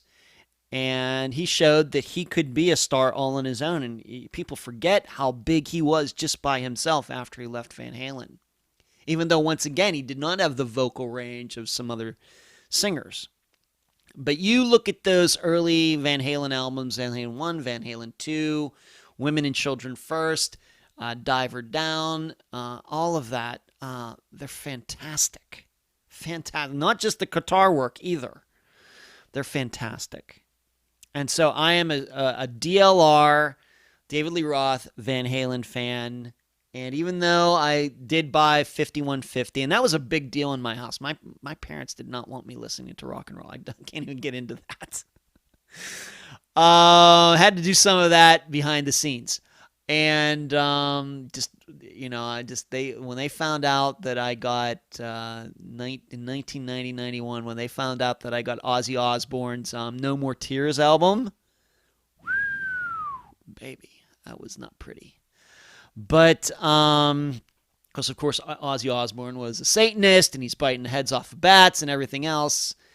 And I had a real kick then 10 years later, 15 years later, when Ozzy got his own reality show with his wife and his kids and everything. My dad's watching that show. 15 years before that, he's giving me a hard time. Ozzy Osbourne's a Satanist, la la la la la. What everybody outside of heavy metal and rock and roll thinks of heavy metal and rock and roll. 15 years later, he's watching Ozzy's reality show. True story. So I'm a huge Van Halen guy, DLR era, and I still listen to it, them on Spotify. In fact, I have a mixture of Van Halen songs from the David Lee Roth era, AC/DC, and Def Leppard, all mixed into one quote-unquote mixtape on Spotify. It's like 100 songs. I love it. Next question. Shouldn't somebody write a book on what to do when someone goes missing? This is something that I've been asked a couple times. I did not answer. I've not answered this question before. I've once again answered it on the live show, but have not answered it on any of the Q&A shows. These episodes, going back to last year and then the year before. Sounds like a great idea. And it certainly would seem, being that I've done some books on missing persons, that I would be the person to do it. But here's my answer to that. And it sounds like a great idea, but here's what I also know. Nobody would read that book because nobody ever thinks that the disappearance is going to happen to them. It's no different than anything else in our lives. We don't take an interest in cancer until somebody we know really closely, who we love, takes an interest in it. And then all of a sudden we're going to Wikipedia, we're going to the Johns Hopkins website, the Mayo Clinic, and suddenly we're all becoming cancer experts. None of us cared about how viruses are transmitted until COVID came out. This is just the way we are. That's not a criticism, that's just the way we are. We have enough things to think about in our daily lives. Other things that are, right in our face. We're just trying to get through the next hour. And so when it comes to cancer, for example, we know about it. We know it sucks. But we don't take an interest in it deeply until it affects us. And so when it comes to a book regarding, what to do when people go missing, nobody would read it because nobody ever thinks that it's going to happen. And the odds of it happening are very, very, very, very low. maybe not as low as the Earth getting hit by an asteroid and us and killing all the humans like, from the movies Armageddon or Deep Impact. But nobody reads books about that either. They go to the movies for the fiction side of it, but not for the reality side of it. So, and then once it happens, then that book, you could write that book, but then once it happens, then it's too late for the book to be read. Nobody's going to sit down now that a disappearance has happened in their family. Their daughter's been missing for a week. They're not going to take time to sit down and read a book about disappearances. They're living it. They don't have to read a book about it now. So that's why I just don't think, although it's what is the Plato philosophy of light, what sounds good in theory, seldom works in practice. Kind of the same thing. It seems like a great idea, and then you actually start thinking about it, and other people just have other things to do, and they just don't think it's going to happen to them. You could compare it to a lot of different things. We have a huge skin cancer problem on this earth. Everybody knows about it. People still go out and get sunburn. So even if people, they won't care about skin cancer until they get it. That's just the way we humans are. We should be different, but that's just the way we are. It's maybe you could make some other examples. If you have children and you have a 1-year-old, 2, 3, 4, 5, you're not paying attention to anything going on in Little League because your kid's not involved. And you shouldn't. Your kid's 5 years old, softball, Little League, whatever, soccer, whatever sport. And then as suddenly as you don't pay attention, you don't know who's winning, you don't know who the coaches are, you might not even know where the fields are. But as soon as your kid gets to be that age that they can sign up, suddenly you're signing your kid up, you're paying the fees, you're manning the concession stand, you're going on road trips and everything else. You don't think about those things until it actually is going to involve you. That's just the way humans are. So I think that writing a book like that, it just wouldn't probably be as helpful as everybody thinks. This is why my attitude is approaching it from the other side. Talking to law enforcement, criminal majors, criminal justice majors, doing the interviews that I've done with Dr. Grace Telesco, etc., talking to the people on the other side, the people who are going to be responsible legally for when these things happen, because that's going to be their job. They know eventually they're going to probably run into something like this because that's their job. No different. That's why when it comes, the analogy of cancer, you can talk about people about cancer, but nobody ever thinks they're going to get it, even if their parents have gotten it and everything else. Parents got skin cancer, they're still going to go out in the sun, no sunblock, get sunburned, and that's what people do. Not smart, but that's what people do. And so the best way to combat cancer is from the other side. Learning how to research it, learning how to stop it, talking to doctors about it, educating them, doctors doing studies, scientists doing studies, and everything else. Because we know people are going to continue to get cancer, even though they probably could stay away from it if they were a little smarter, at least some types of cancer. So that's the way I'm looking at it. If we want to stop disappearances or we want to make them more solvable and get more of them resolved, you approach it from the other side, talking to the people whose job it is to know about it. Next question. Do you start each day with a to-do list? Do you have a schedule/routine for your day? I do have a to-do list. I'm a big list guy. Even going back to like my Star Trek days, maybe some people would remember that I'd bring a notebook up into the ride because we'd perform and then we'd have some minutes off and then we'd perform, have some minutes off, and that's the way the whole day went. So it was like we'd perform for like 10 minutes, have 10 minutes off, perform for 10 minutes, have 10 minutes off, and then of course get a break and all those things. So you had to fill up that 10 minutes with something, and these were the days before smartphones and stuff like that.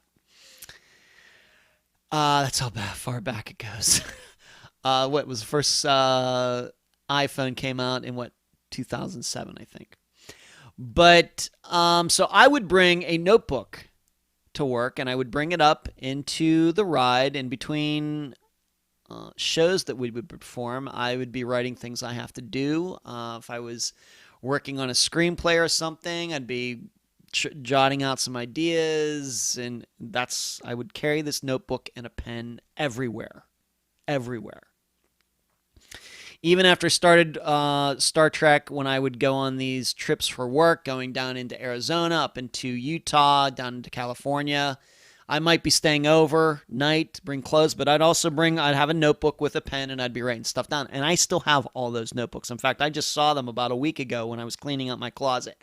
I still have all of them. It's crazy.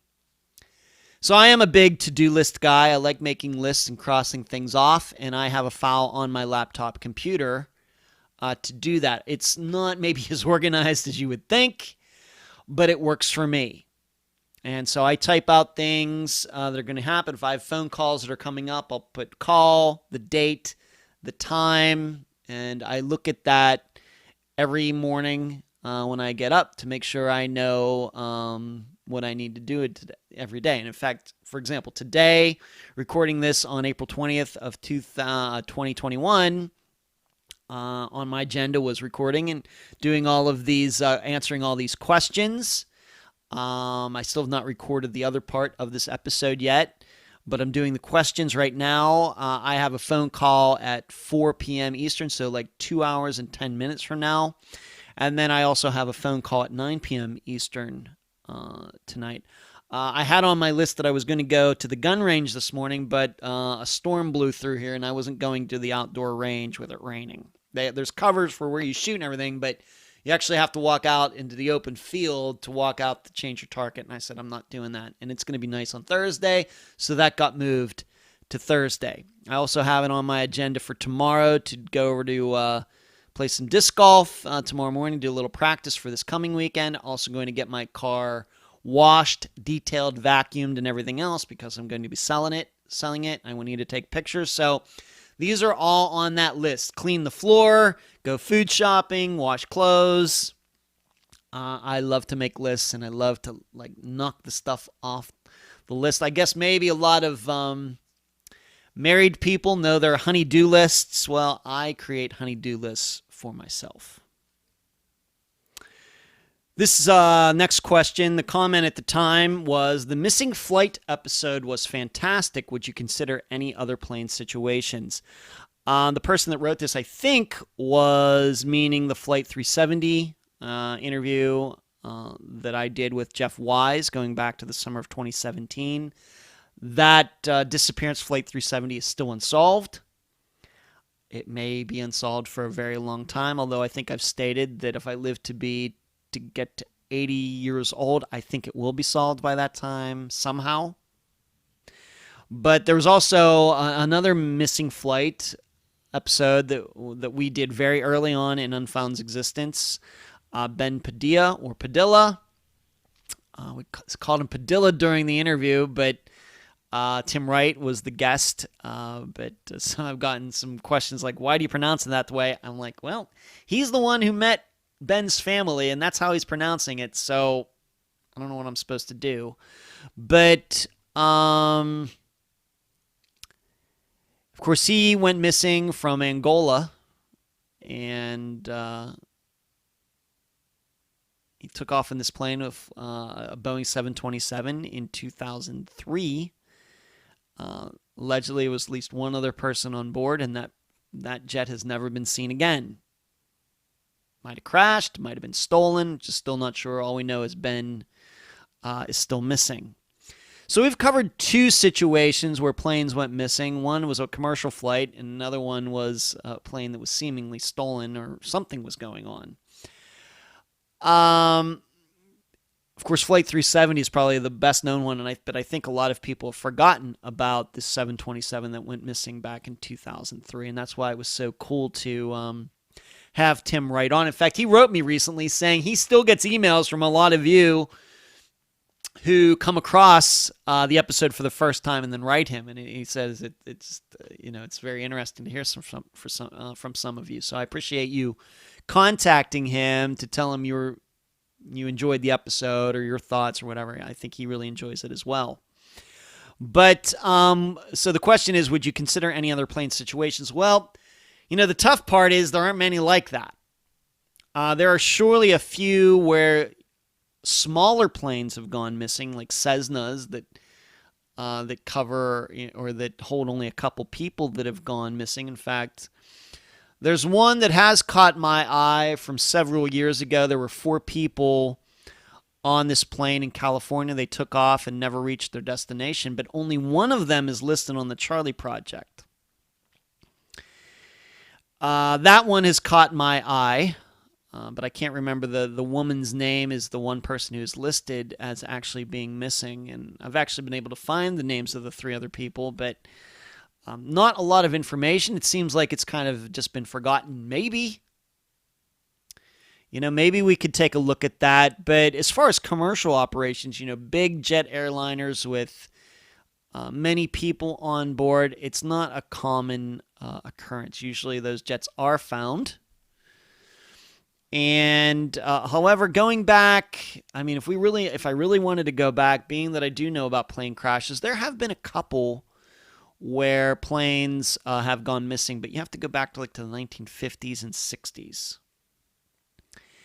And I know that there was one that happened right here around in the Florida area, southeastern United States, over the Gulf or in the Caribbean. That certainly we maybe could think about that. But, the issue back then, let's just be honest. The reason that Flight 370 caught everybody's attention is because because it hasn't been found, but because what it did before it went missing. It was going one direction, then did a U-turn and all of that. That's, I think, what caught everybody, really, really is compelling. And then on top of that, people go to where they think, searchers went to where they think it went into the ocean, the Indian Ocean, and don't find it. Whereas with these other issues, the way I look at them, I think that these were mechanical problems. Jets, propeller planes, just not as reliable as they are today. And so some of them did just kind of drop out of the sky once in a while and crashed into the water. And it's just as tragic, people being missing, loved ones don't know what happened. It's just a little bit of a different situation, certainly different than in Flight 370's or Ben Padilla's disappearance, where it looks like it was stolen. Maybe, so the question, the answer is maybe we could think about that, but I also will tell you, and maybe this will be a surprise, even though the Flight 370 video was very, very popular, continues to be very popular on the Unfound Podcast Channel, it was not that popular an episode when it came out. I just remember that, even though I don't keep track of numbers. There's something about that being that Flight 370 is such big news, well-known disappearance, at that point it was only like 3 years old, you'd have thought there would have been this huge hubbub about an interview being done with the guy who wrote, knows the most about the disappearance, has written a couple books on it. And there really wasn't. In fact, I got the feeling from all of you that you prefer those more personal disappearances. Person or couple going missing, in contrast to, a plane load of people, and you really don't get to know any of these people, and that's the feeling that I've gotten from you, and I'm fine with that. So it's a couple different reasons we've not approached another missing plane disappearance, a missing plane story, for a couple different reasons. They're rare, and I'm not sure the Unfound's audience is so much into those, and I'm perfectly willing to cover any disappearance of any kind, but it does seem that those more personal stories, having parents on talking about their missing child, like we do on Unfound, seems to have more of an impact than maybe Flight 370 that we covered, even though I think we did it very well as anybody. I think that Unfound is maybe just a little bit better at the more personal stories. Next question. Do I think that the advancement of technology and the use of social media, podcasts, etc. will bring a lot more unsolved, will resolve more disappearances? I think that's being shown that is true. In fact, with Kristen Smart's disappearance, of course, the young man who said he didn't have anything to do with it, he's been charged. His father's been charged, and it's been 25 years. And I've read where a lot of people are pointing to this podcast that was done by this singer, Chris Lambert. I guess he did an 8-part episode on Kristen's disappearance, bringing more new attention to it. There was, I guess, somebody who came forward. Certainly, that is an example of what we're trying to do at Unfound anyway. So I think there is evidence that it helps. On the other hand, I think we also have to remember that of a concept that I talked about in my talk with April Bear, doing the interview with her, in that yes, we can use technology to try to resolve some of these missing persons cases. Information that we did not have 10 years ago, 20 years ago, before social media, before the internet, before cell phones, certainly. But the issue is, if we're thinking about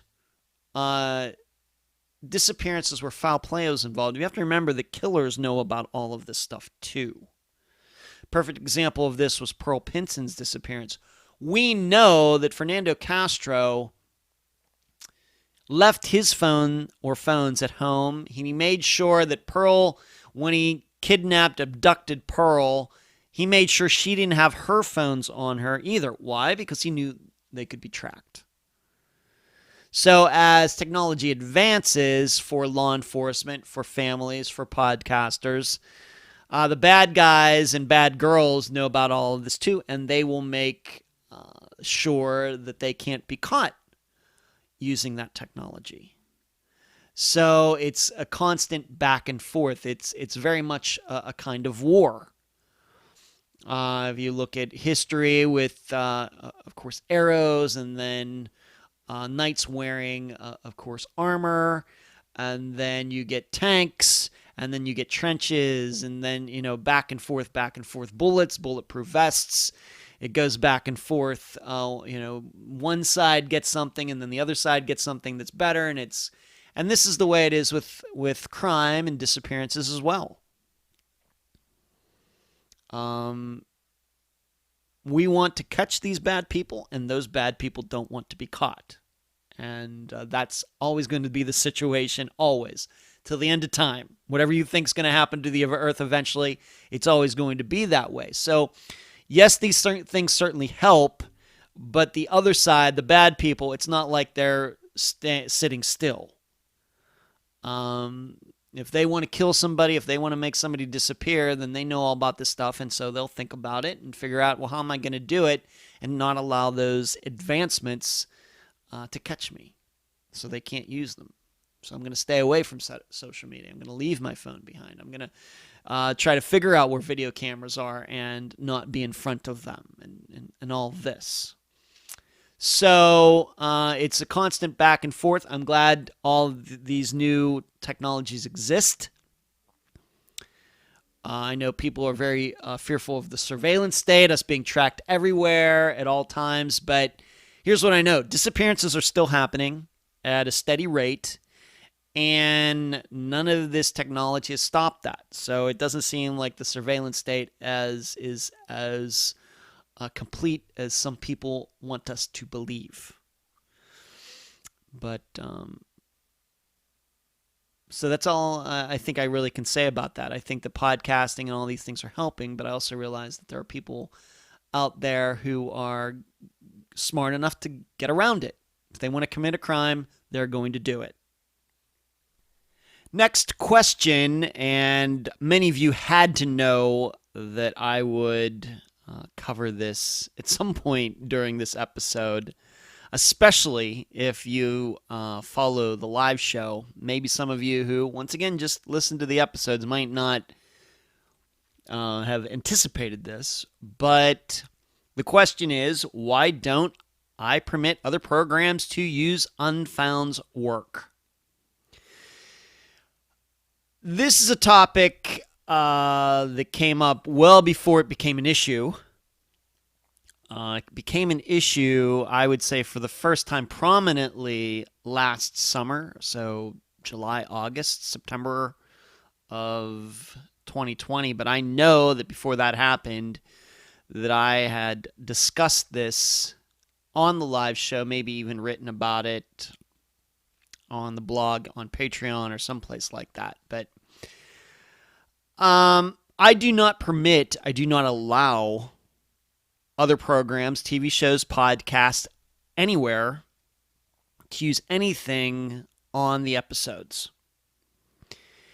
And it wasn't an issue until, like I said, last summer, where there was a YouTube channel that had contacted me and asked to use the interview I did with Tyler Stoltzfus' sister, and this channel was going to be covering Tyler's disappearance. The person who runs it, I'm not going to name the person, I'm not going to name the channel. This person contacted me, asked me for permission, and I replied no. And the answer has been no since the first day Unfound started. This wasn't something that just came to me off the top of my head when this person asked me. This has been my attitude even before Unfound got started regarding things like this. And I wrote back to this person, told them no. I tried to do it in the nicest way possible. And this program decided to cover Tyler's disappearance anyway. Mentioned that I did not allow them to use the interview. Of course, Tyler Stoltzfus' sister, her name is Jessica Curtis. Very unfortunately, very sadly, she committed suicide in October of 2018. And I think I talked about that at the time. And this person running this program on YouTube mentioned that I had said no. In fact, I think they might have even done a screenshot of the email, my reply, and then proceeded to infer the reasons or reason that I said no. Somewhere along the lines of, he's not really trying to help people. He doesn't like the competition, on and on and on. Okay, that was the inference. And as much has been made, I guess, from 3 people who emailed me stating how stupid I am, that our YouTube channel has about 11,000 subscribers and this channel has 1 million. Well, I'll have everybody know that channel may have 1 million subscribers. I don't believe that. I think a lot of that is fake. Why do I think that? Because as much as that episode criticized me and my decision to say no, I got exactly 3 emails. Kind of, piling on. Only 3. And I'm supposed to believe that that channel has 1 million subscribers. Okay. But the person inferred the reasons, and in addition, the people who emailed me inferred why I said no. Well, here I am now going to go on the record for all of you why I say no, not only to this channel, but to any channel. And then, of course, more recently, as I think more of you know, the issue that happened with 48 Hours, I think just within the last month. Here's the reason. the reasons. There are more than one. Most importantly, my guests agree to be interviewed by me and to appear on Unfound. They are not agreeing for their voice or voices to be heard on other programs. In addition, they are agreeing and they realize the way we do things on Unfound that we don't edit interviews. When you hear an interview that plays on an episode, the only things that are taken out are mistakes that sometimes I make, sometimes the guest makes, and any breaks that happen during the interview. So there will be like a period of silence for like a minute or two where one of us will go to the bathroom. Somebody has to take care of something. Many guests have children that they have to go do something for during an interview, and then they come back to the phone. Those things get edited out. Everything else is what you hear. And that's the way the guests want it. And so that is what I provide. And that's the way I want to do it. So, given that, I'm not going to hand over any interview or episode to anybody else, where as soon as I say yes, they can do anything they want with that interview, with that episode. It then becomes totally out. It then becomes a situation that ends up totally out of my control. And no matter how many assurances that some other host or producer of some other program can give me, once I say yes, their words don't mean anything. They can do what they want. And I'm not going to put myself, my assistants, the program, the guests, any other people tangentially connected to Unfound in that situation. That is it. All right, I've made an agreement with these people, and if these other programs want to interview these people, they can do so. Now, I realize in Jessica Curtis's case, it's a unique situation and it's tragic. But the situation still stands. That I'm not going to allow these interviews and episodes to be diced up, at least not with my permission. I'm not going to allow that to happen. As far as all this other stuff, these emails that I've gotten, or what was stated during that episode about me not wanting to work with other people, I think that I've proven and shown collaboration, of course, with John Lorden earlier this year. I think with the bloggers who have been on the program, of course, crimeblogger1983.blogspot.com, Heather Grotman, lostandfoundblogs.com. I've shown that I certainly work with others and have no concerns about that, as long as the people do good work. In addition, as far as competition, I don't want, I'm not, he's competitive, he's trying to outdo these people. I don't think that there has been a podcaster out there in any genre who stated more, at least when it comes to the topic that I cover, that we need more good missing persons podcasts.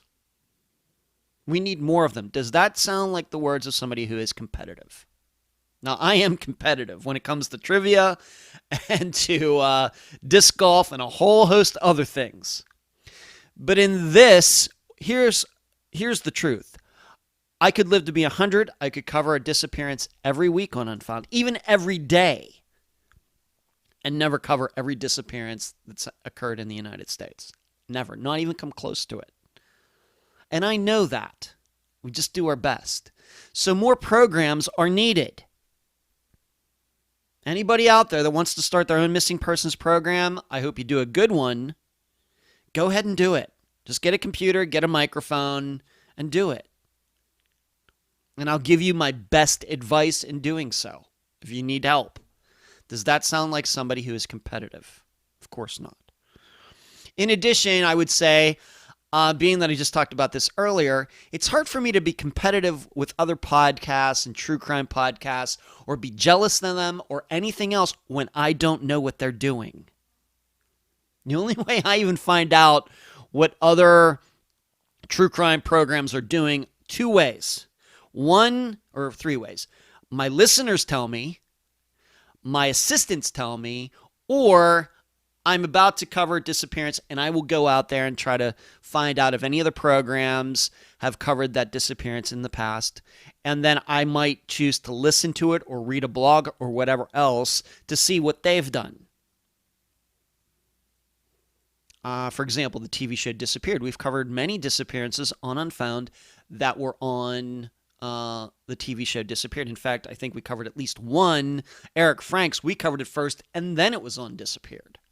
I don't care if Disappeared covered Eric Franks' Disappearance. I thought it was great. I have my criticisms of that show, but I still think in the end that was good for Eric's family. The issue comes down to the integrity of the program and the word, the trust that the word that I give to my guests and the trust they have in me. That's it. That's it. That's where it starts. That's where it ends. And I think a very good example of this would be kind of the situation that John Lorden has gotten into in the last couple months. And I think very well of John. We collaborated earlier this year on Jason Landry's Disappearance. I had a great time doing that. I think we did great work. And what happened was he did an excellent job on Alyssa Lamb's death from a few years ago. He gets attention for that.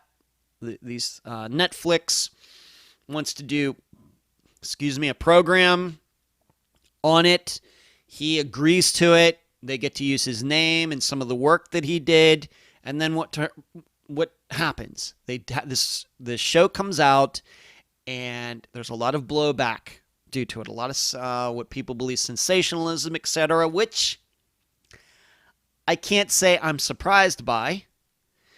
But then because of this blowback, John gets it, even though he's not responsible for that show. They used some of his material.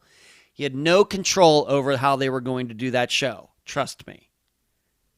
But still, he gets a lot of criticism, and it's not even under his control. It's not right.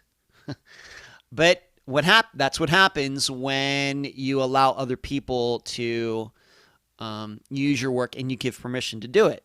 Now, it would be a totally different situation if that Netflix show had just taken, and I'll get to 48 Hours here in a moment, but had just taken John's work. And then he could come out and say, you know what? I didn't give them permission to do that. Or maybe looking into suing them or something like that, being that it seems that my own program is, kind of being defamed by being associated with it. He could do that, but once you give permission, you can't do that anymore. Once you say yes, anything is possible. So I realized that in the end, I can't do anything. And this brings us up to the 48 Hours situation that happened a few weeks ago, where they used a very small couple clips of me interviewing Steve Pankey. And I know why they did so. Why? Because they can't get access to Steve Pankey because his lawyer won't give them access. And I can understand why. Steve likes to talk. Who knows what's going to come out of his mouth? That's why they did that. But I did not give them permission to do that. And the answer is always no. Had they asked me, I would have said no. I don't even care that it seems in the end that it was fairly decent coverage of Janelle Matthews' murder and Steve Pankey, whether he's, guilty or not. It doesn't matter. Because in the end, you never know how these things are going to come out. I guess I'm fortunate, and there goes my phone, that it came out okay. And, I'm not sitting here apologizing for what 48 Hours did, but it could have easily gone a very different way. But at least I would be able to say, you know what? I didn't even know that they were going to use the logo. I didn't know they were going to post my name. I didn't know they were going to use a clip. And that is all the truth. Until it happened on that Saturday night, I had no idea.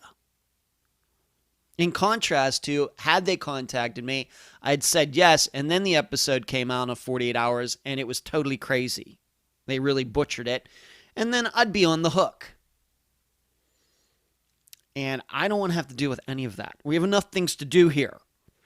And we don't need to get caught up in the problems that other people create. So that's another issue. It's another huge issue with all of this. So the answer is always no, for several different reasons.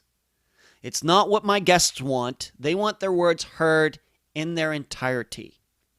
And if these programs want to cover these disappearances, I would urge them to go out there and find people to talk to themselves. We're not a large budget operation here. But still, we get it done. Emily, Cherie, and other people do a great job finding guests for the program. Of course, I do that a little bit myself, of course. We do a great job of doing that, and we're a very low budget operation. Very, very, very, very, very, very, very low budget operation. So we take great pride in doing original work. We don't borrow or ask for permission for other people's interviews and everything else. We just go get the information ourselves from the source. When I make those maps that you see on the YouTube channel, I use Google Maps and I do them myself. So it's an issue of integrity. It's an issue of keeping control over the products that we create, the episodes that we create, and not getting caught up in other people's crap that could be generated when they start doing things and using our work. That's why. It has nothing to do with competition or jealousy or not wanting to help others or anything else. Had that person that runs that show come to me and said, I'm thinking about covering Tyler Stice's disappearance. Can you give me any advice? I would have gladly given this person all the advice in the world. I wouldn't have given permission to use the recording of the episode, but I surely would have given this person the best advice of what I know about Tyler's disappearance, everything going on there, and then, of course, including Jessica's suicide. Certainly would have done that. Would have been helpful. But that's not what the person asked, and so I had to say no. So that's the topic. The answer is always no. I realize that conceptually and technically, unless I want to take people to court and everything, I can't do much about it. But I want you to know the answer is always no. If you ever, from now to the end of time, ever hear or see Unfound's work being used by somebody else, it's being done without my permission. It'll be tomorrow, next week, next month, next year, next decade, next century, next millennium. The answer is no. I couldn't be more clear about that. I know it's great. 48 hours, you're getting all sorts of attention and everything else. Well, I am going to put that on the resume.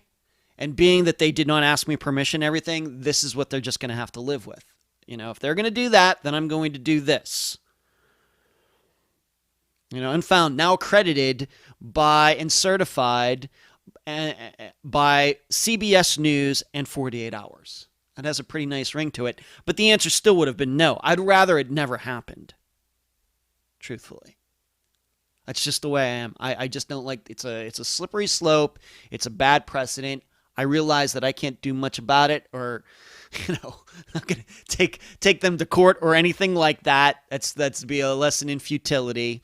But to legally, ethically, and morally separate myself from any of these people doing this, the answer is always no. All right, next question. There was a question asked to me about, and I know where this comes from.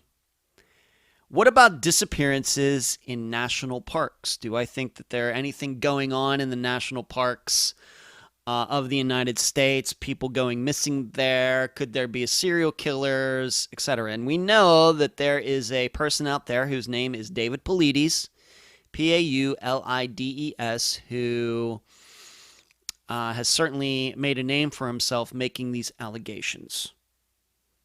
Okay. I got to be honest. I think the totally opposite way that he does. I'm sure he has all sorts of statistics and everything else that that support the way he thinks, or putting them in a way that there's something going on there, and killers are finding a safe haven in these national parks for these things to happen. And I think of it a totally different way. Fact is this: the national parks in the United States, for the most part, are some of the most dangerous, most wooded, most desolate areas of the United States. And so it should be no surprise that when people go into those areas, that once in a while they're going to get themselves in a situation that they can't get themselves out of. We also have to think that there are wild animals, bears, lions and tigers and bears, oh my. And I think that is surely enough for the statistics to be for people who have died or have gone missing in the national parks in the United States. We have to remember that at least the American population is year by year becoming more what we would call urban. More and more people moving to, of course, the population just from the time that I was born in 1970 until now, I think there was just over 200 million people or something, 220 or 230 million people in the United States when I was born in 1970. We have now 100 million more people in the United States. It's some crazy number. And because of that, we have more people living in urban areas, which means they have less experience being out in what we would call nature. The problem we have is that people still, hear about national parks and the beauty of this area, and it's absolutely true, and they want to go check it out. Nothing wrong with that. I think that's great. Just as I think country people should go to the city once in a while, I think city people should go to the country. See what it's like. See everywhere if you can. But my insight is that these people think that they can just go into these national parks and start hiking and everything, and it's just safe, and it's not. It's not. These areas are not what we would call the safest areas in the United States, just because of the kind of place, and just because of the environment.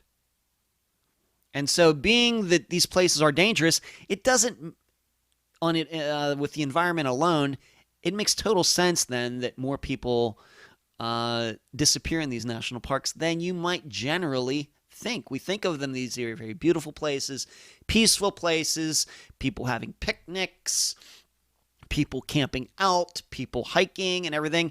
Well, those are the exact types of things that end up getting people in trouble. They get overcome by the beauty, and they just want to go that extra mile, that extra foot to get that better picture, and before they know it, they're falling off a cliff. That doesn't surprise me at all. And on top of it, the reason they go missing is because these would be some of the toughest areas in the world to search. I mean, we know with Jason Landry's, he's somewhere. I have to believe, unfortunately, that he's deceased. But he did not disappear in a national forest with redwoods that go 100 feet in the air. Still, he hasn't been found despite a couple very thorough searches. Well, if that's the case, then just think about trying to find a person in any of our national forests that span for, hundreds of square miles. And that's my attitude toward it. And I'm not going to say that every disappearance that has ever happened in a national forest is like that. I'm sure that at least one person in the history of the United States has been murdered and disappeared in a national forest. But good luck trying to, if he's going to make that assertion that a lot of these are, it's up to him to show that these are murders and there's serial killers at work. It's not for us to just take it for granted because he says so. I think that you have to look at the totality of the environment and realize that a lot of people are going into these places probably ill-equipped. Ill-equipped.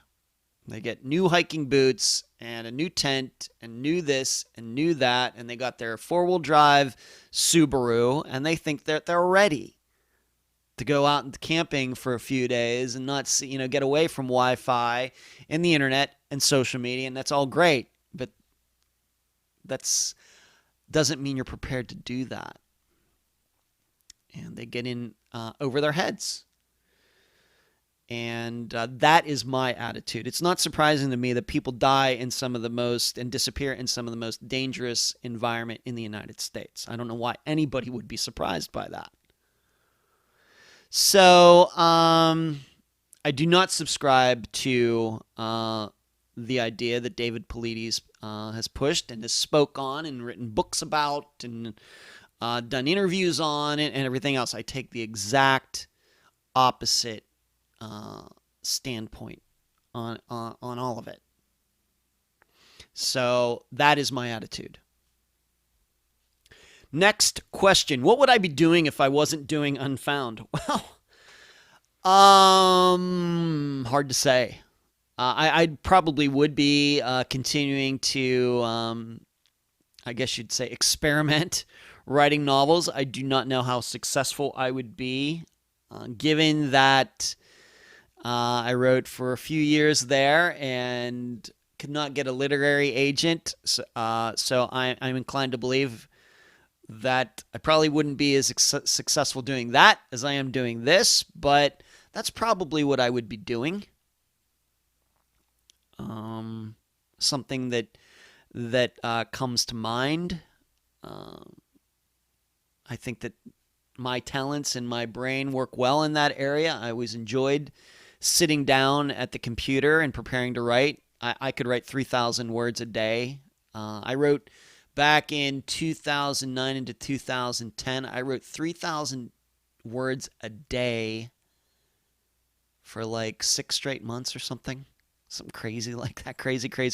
It's easy when you type fast and you plan everything out. You make those outlines beforehand, and so every day you know what you're going to write about. So that certainly helps, but it helps if you can type fast. Trust me. I'm very fortunate to have been a piano player at one time, and it certainly helped when it came to typing.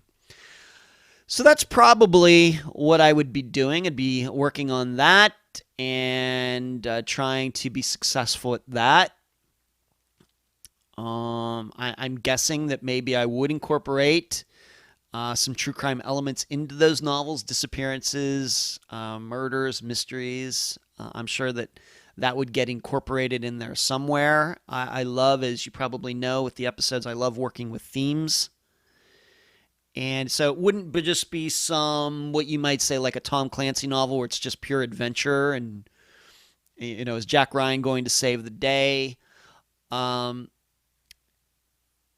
kind of stuff that I like to write and the kind of stories that I like to read are ones that have themes about humanity and morality. Those are the ones that, the nature of us as humans. Those are the kinds of stories that I could really get into. And in fact, I think that's something that's missing in literature today. I think that's why that,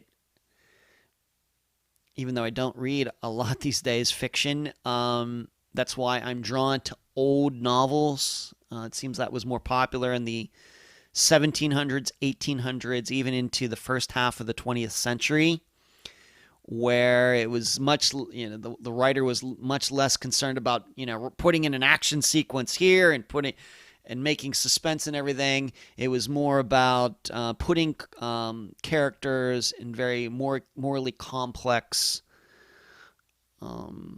predicaments. Thinking men and thinking women's literature, in contrast to people reading through it, just trying to find out where the next shootout's going to be. So that's probably what I would be doing if I wasn't doing Unfound. Would I be doing some sort of podcast speaking? Maybe. Maybe I'd be talking about writing. Maybe I would be talking about novels. Maybe I certainly wouldn't be doing the podcasting that I used to do, because I am just totally disconnected from that, and I could not be less interested in that topic right now. So maybe I would be, just to keep my talking chops up to snuff. But I think writing, sitting down at the computers, outlining novels, got a lot of ideas up in this head of mine. That's probably what I would be doing if I wasn't doing Unfound. But really, Unfound is where I'm supposed to be. I think that my mother knew that before she died in November of 2018, and I think that she realized in listening there was no bigger fan than my mother and of Unfound than my mother, and I continue to do the program and will continue to do it, knowing that in memory of my mother, and knowing that she was happy, at least before she died, that her son found kind of his place. Because I think for ever, she was like, is this kid ever going to find something to do that he can stick to it? He does a lot of things well, but never quite, find something that is totally to his liking. It seems like it was always a situation where I was underusing my my abilities. And I hate that. I hate it. And certainly Unfound is something where my abilities, my skills, my talents, my experience, everything is being challenged. And I love it. Next question. What kind of growth do you want to see with Unfound in the next year? This would have been, I think, a question I got back in January. What's going to happen with Unfound for the next year before 2021 is over. Being the COVID it's seemingly finally letting up. I've not gotten my vaccine yet, but the reason I haven't done so is because I don't want the vaccine to get in the way of any tournaments, disc golf tournaments. So I'm going to be getting that done in May sometime. May's going to be a big month for getting a vaccine and also getting another car. So some changes are coming. But being that this is letting up, and it seems like in the fall that most universities and colleges will be having in-classroom study, in-classroom learning. One of the big things is something that, of course, got pushed back because of it. I was supposed to go down. That's how Dr. Telesco and I originally met. The plan was to go down and do an interview with her in person, maybe even get to speak to one of her classes if she would have been really, really nice.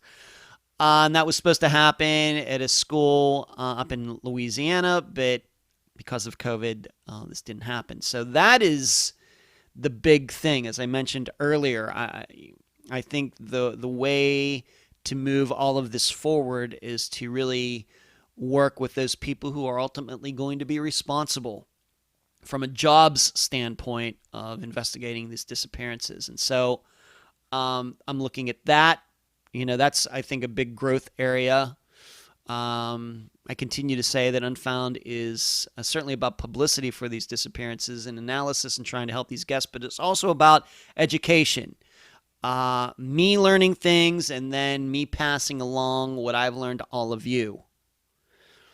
And I love that part of it. I love the idea of showing up at a school and speaking to criminal justice majors about all of this and passing along my knowledge to them. Because I got a lot of it up here regarding missing persons cases. So that's a huge growth area. And the ultimate that we're working to, once again, it's a building of I guess you could call it a resume, but reaching these goals here and there. And ultimately the goal is to be Unfound to be the prime mover, the main source of information on missing persons cases, everything, and being able to influence the public as a whole. So, for example, when there is a disappearance that makes national news. Instead of these news channels, having somebody on there who, yes, is a law enforcement officer, but the person has never worked a single missing persons case in his or her life, I want to be the person that they call. Because I probably have more experience than any of them. Now, granted, I'm not in law enforcement, but I certainly know a lot about missing persons cases and what goes on. More than they do. More than these people who are currently being on these programs. And the truth is, a lot of them don't know what they're talking about, and so the public is getting bad information. I want to be in that position so I can give the public the correct information. And so that still continues to be a long-term goal, and it's just one step at a time. So what kind of growth?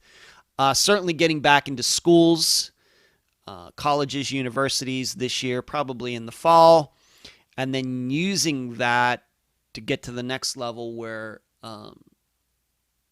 we're taking over the thinking about missing persons cases in the United States. That's the ultimate goal, because there's a lot of misconceptions, and I think that Unfound can change them. And I think we're doing that with our audience, but there's always a bigger audience out there to reach. There's people still that have never heard of Unfound, and we're looking to reach those people, not because we're concerned about the numbers, but we want everybody to be on the correct page and how they think about missing persons cases. I think it's very important because we believe that is how more of these cases will get solved, and maybe how a lot of disappearances won't happen in the first place.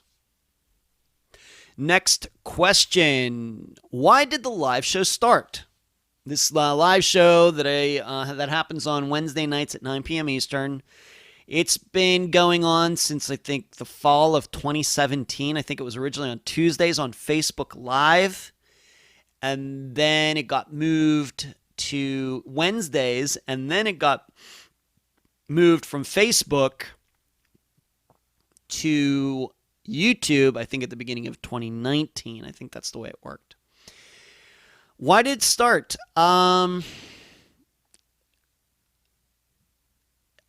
just thought it was something natural. It was the next step. Once again, just talking about, what is the next step? Getting back into colleges, becoming the foremost authority on missing persons cases, and making sure the public recognizes that. Well, the live show was one of those steps. And didn't know where it was going to go, but I just thought I had to do it. And I have to tell you that I'm still amazed that more people don't do that. I don't know why more podcast hosts, whether in whatever genre, don't do more live shows where they schedule it, they come on, they take questions, they have an outline, agenda, things they're going to talk about. And even 3.5 years later,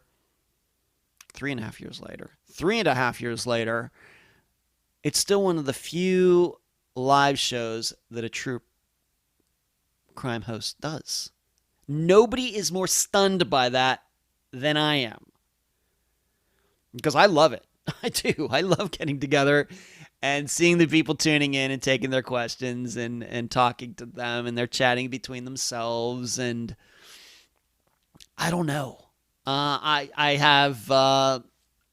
I guess I could be convinced that one of the reasons is that it's not easy to do a live show.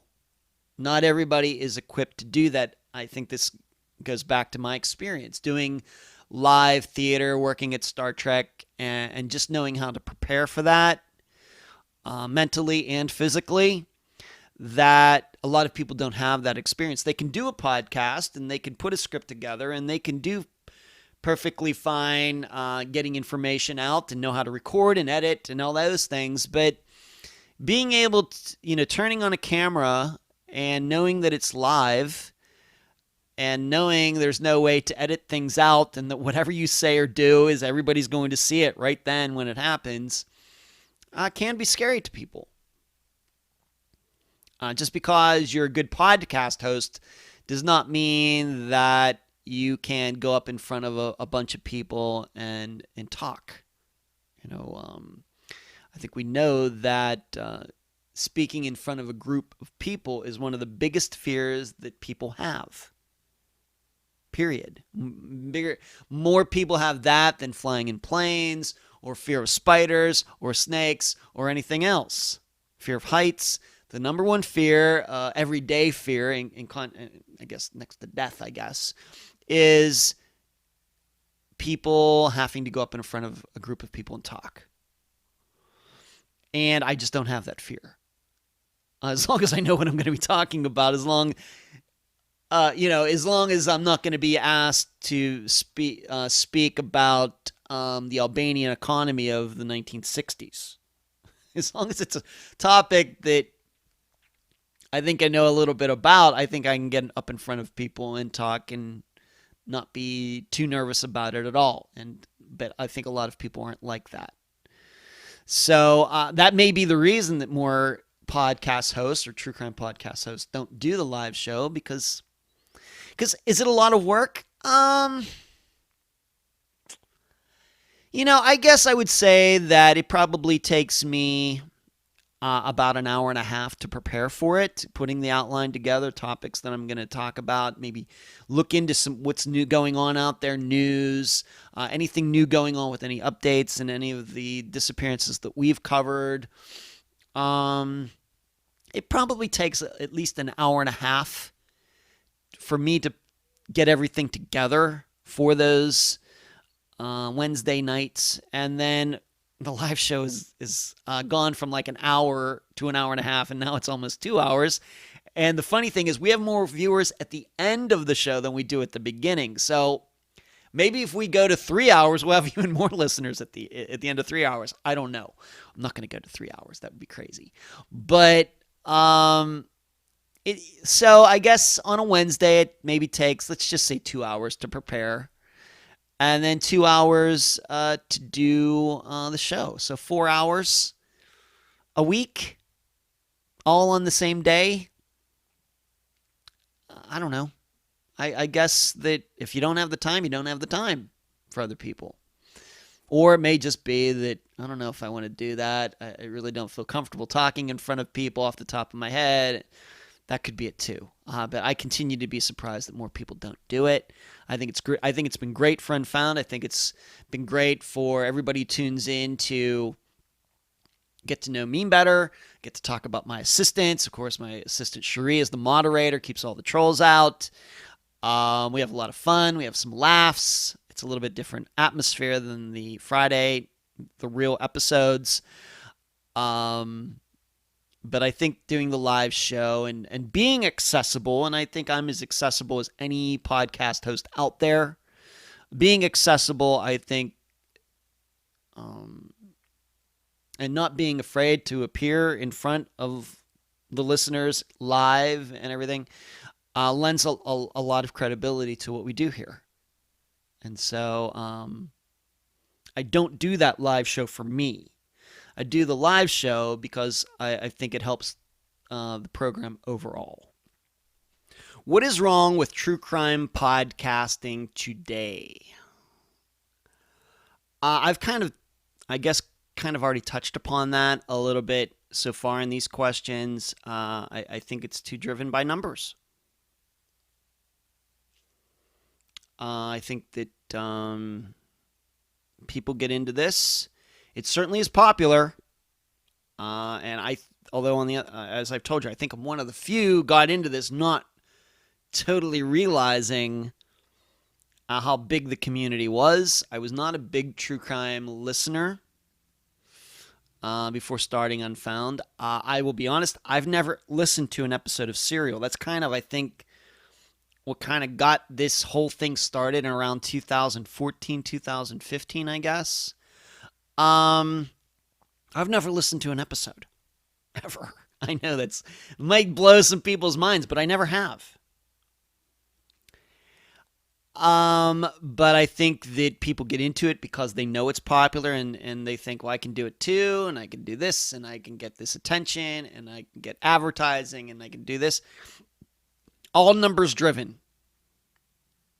And I think that's the wrong attitude.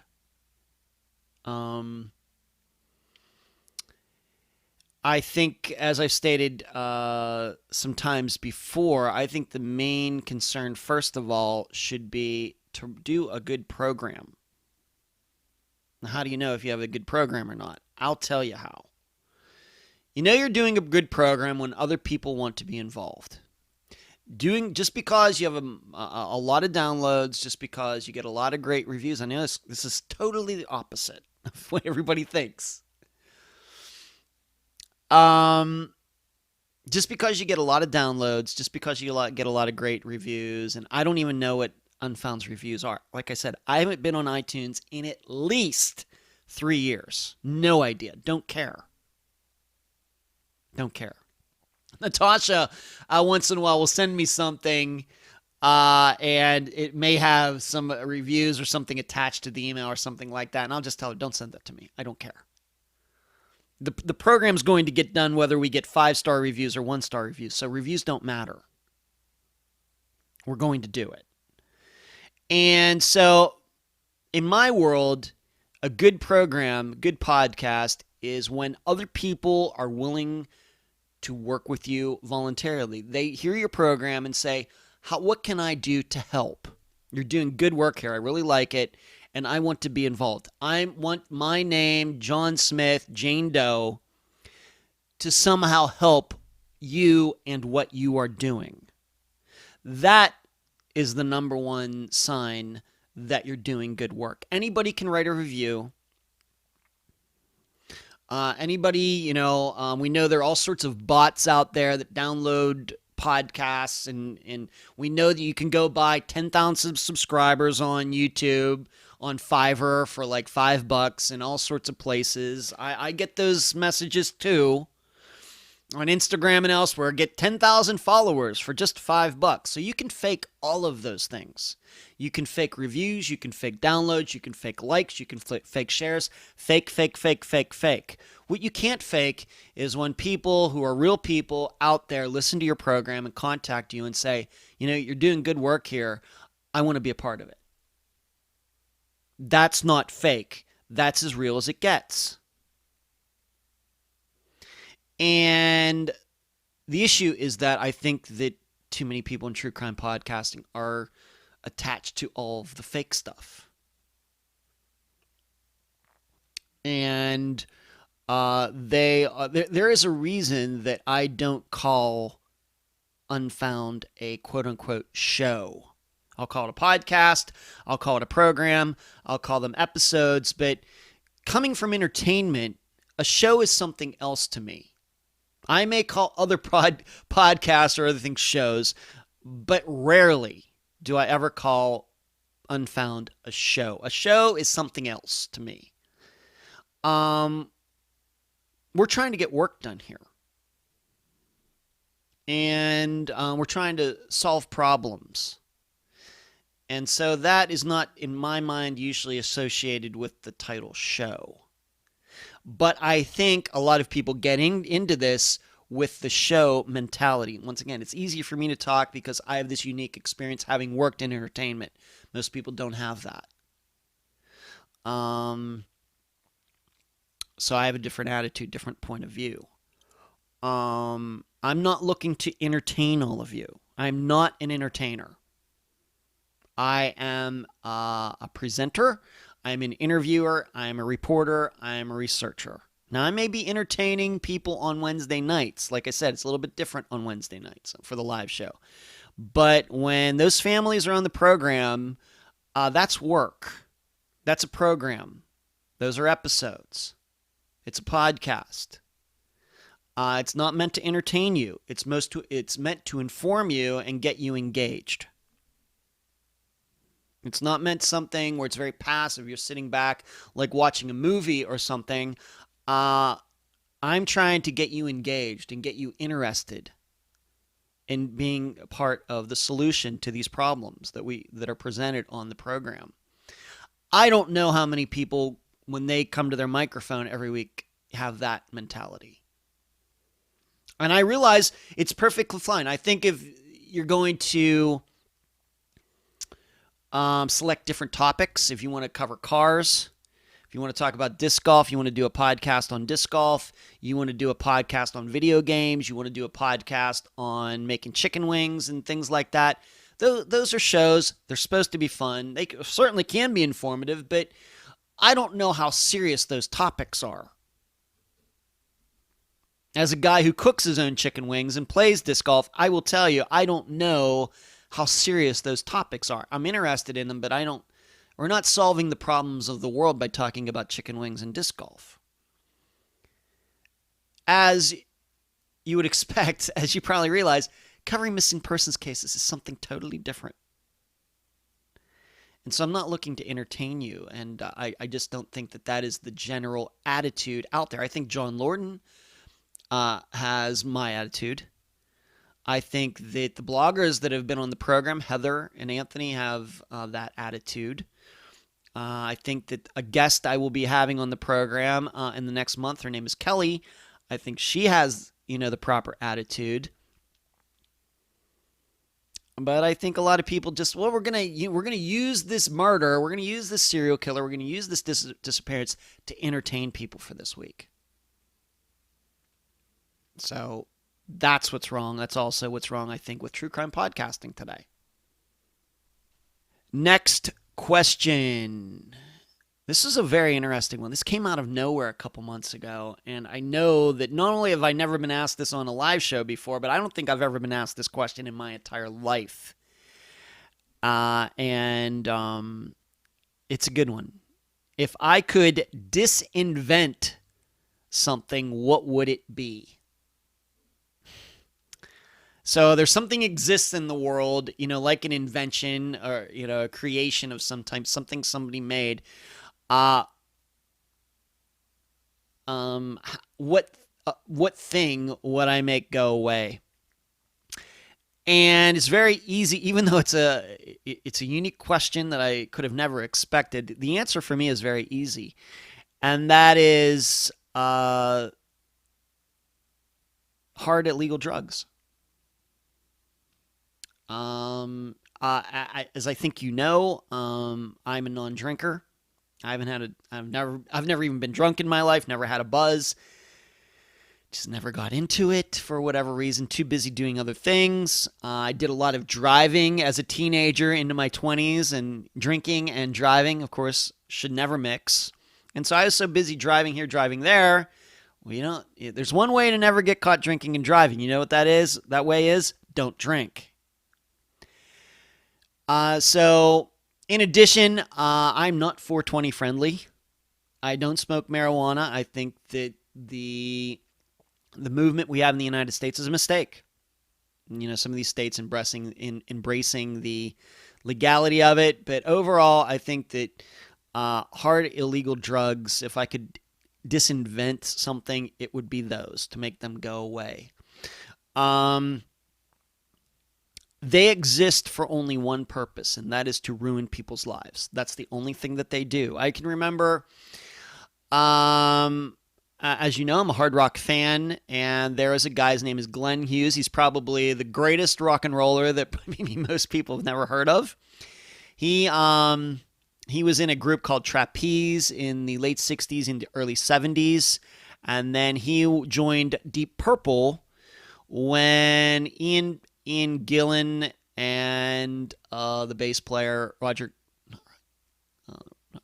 Glover, the bass player, left after all the songs, Smoke on the Water, Highway Star. That's Ian Gillan singing, and the bass player. Well, they left, and then Glenn Hughes and David Coverdale, who most famously would of course start Whitesnake, big band from the 1980s. Love them. He and Glenn came in to take the place. And David was the lead singer, although Glenn has a fantastic voice, and he also did some of the singing. And they did the Burn album. They were together, Stormbringer, and then Deep Purple eventually split up. They got back together in the 1980s with the original lineup. But Glenn Hughes was a huge addict. And in fact, he talks about doing a concert in California that you can find on YouTube from 1974. And he said, I was totally coked out. I don't, just totally frozen, I think he says in an interview. And he was a huge addict through the 1980s. So here he is, this musician. He was so out of his mind, drugged up, that he couldn't take part. He totally missed all the 80s when he probably could have done really well for himself. Great musician, great bass player. Just one of the best singers you ever want. If you ever want to check him out, do a search for Bruce Dickinson, Glenn Hughes singing the song Burn, and they have an orchestra behind them. It's fantastic. Fantastic. But because of that, totally missed the 80s. Well, he finally cleaned himself up in the 90s. And about 5 years ago, he did an interview. And he was asked about this. Now, he's all clean and sober, doesn't drink, doesn't do drugs, in a band, very engaging guy. Sounds like the nicest guy ever. But he talks about those days. And he swears, but he goes, these drugs, there are no effing winners. Doing drugs, nobody wants to get, nobody in their right mind should want to be known as, winning, greatest drug user of the year award, something like that. And, no effing winners. And he's right. These drugs do nothing but destroy people's lives, and even the people around them who don't do drugs. Just like disappearances. Disappearances do not just affect the person who went missing. It affects a lot of other people, as you've heard on Unfound.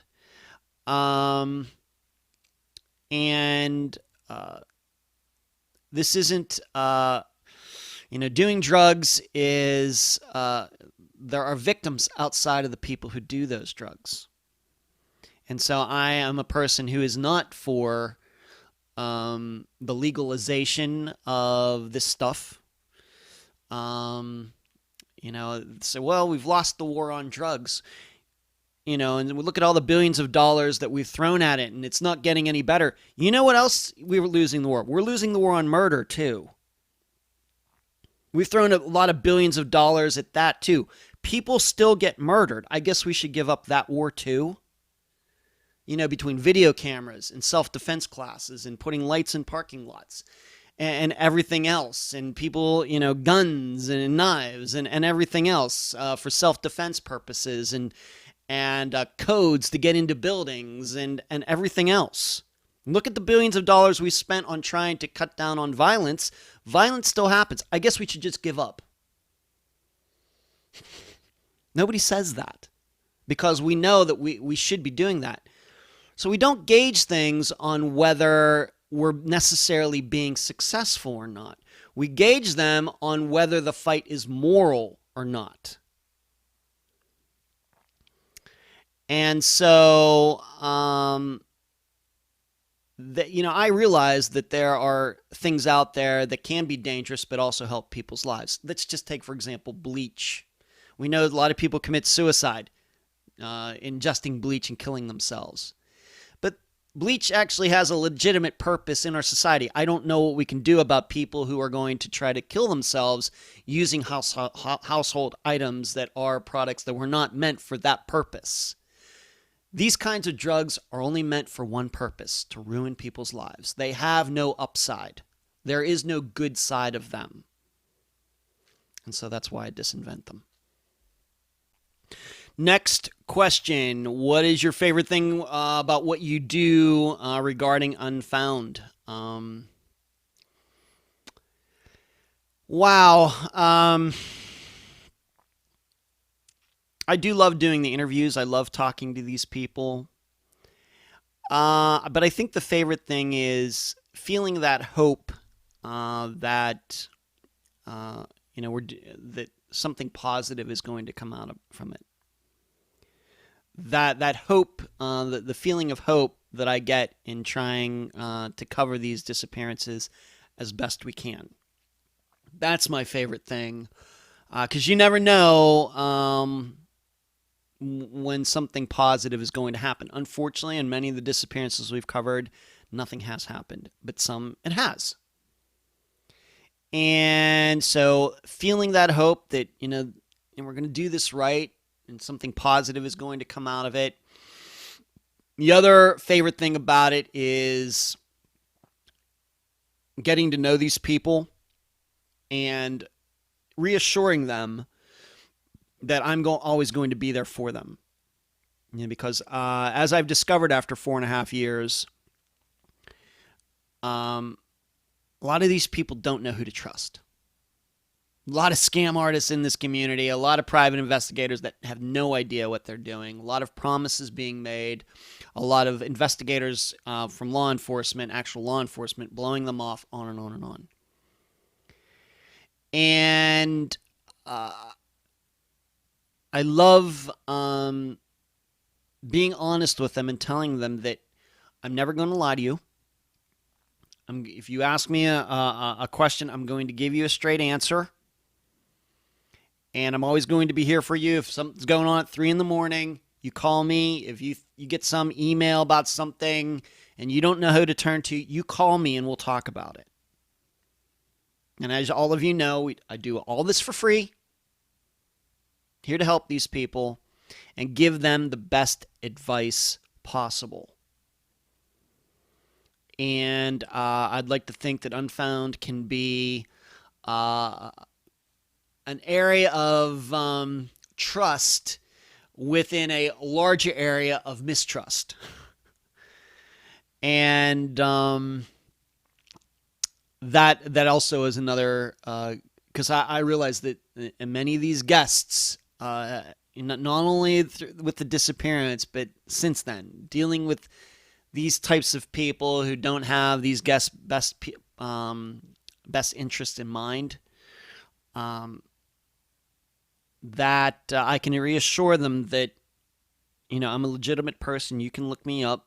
You do what you want. You want to check my background, whatever you want to do, fine by me.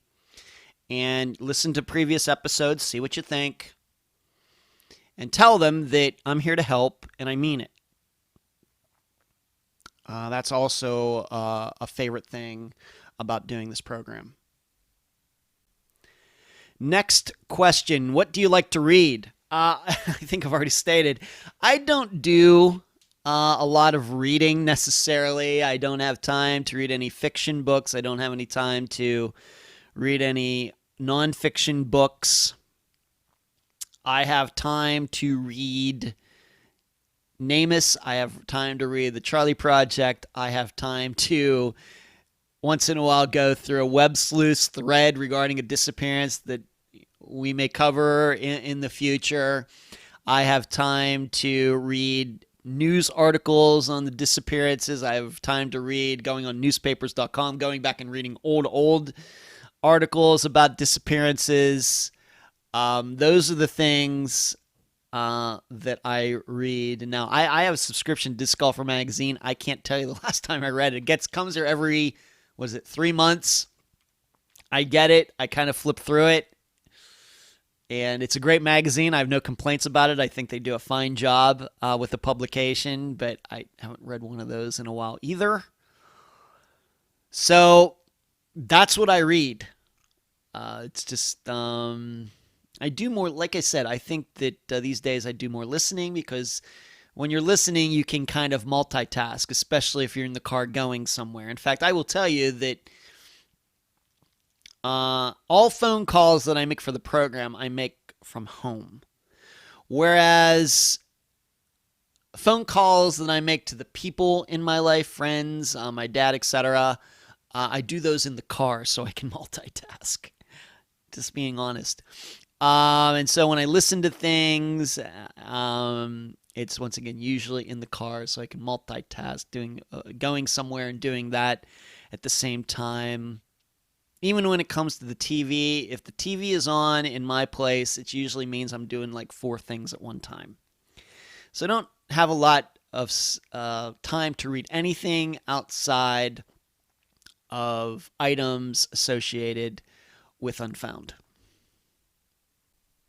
Next question. How do you handle your follow-up conversations with a disappearance victim's family member when most of the occurrences and disappearances point to suicide? Even if you don't specifically say it appears to be a suicide, you're giving them advice on what needs to be done next, such as check the river. we seem to get a lot of moms that swear their son or daughter would never leave their child, and yet it happens all the time, especially with mental illness or drug addiction.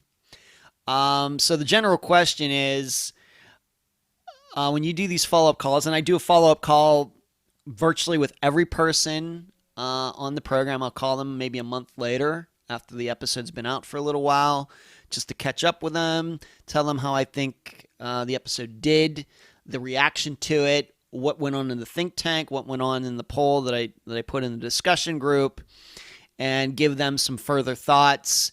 And I guess what this person is asking, well, what happens if you have to give them bad news? Frankly, I give them bad news. It's just an opinion. It's just an opinion. And I will always tell them why that is my opinion and what that means and my best insight and what they could do next. And sometimes what to do next is a hard question to answer. What do I do next? Sometimes it's hard, especially with disappearances that are older. But I think more and more we're finding out that a lot of these disappearances, even if they are 20 or 30 years old, there still can be things there are things that can be done if the family is willing to do them and be a little more proactive. As I've stated before, I think that too many families are reactive, waiting for other people to do things.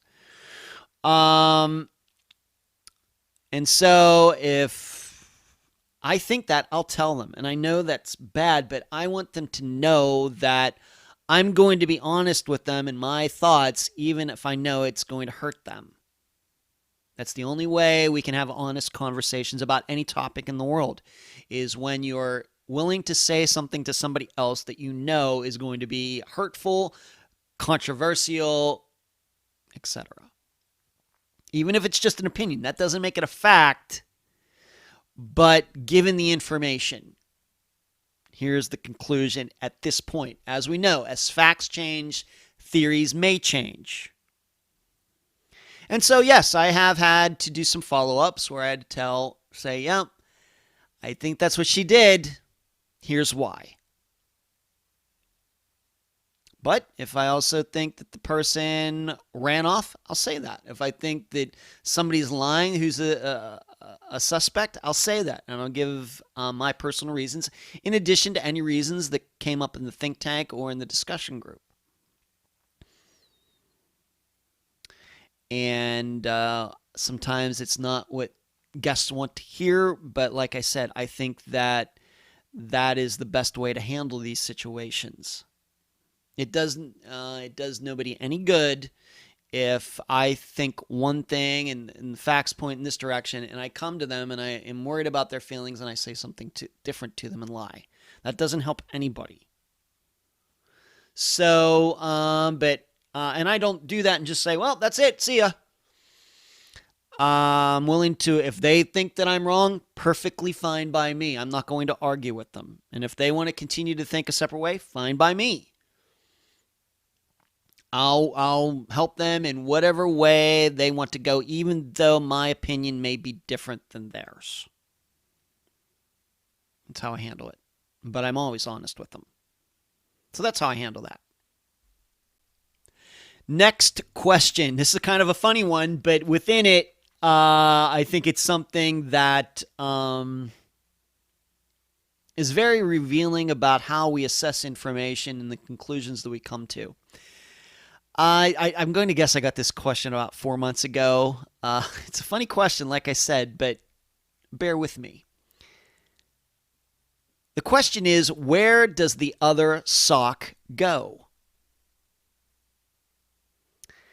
And I even have it in here. It's a fantastic question. Now, we've all been there.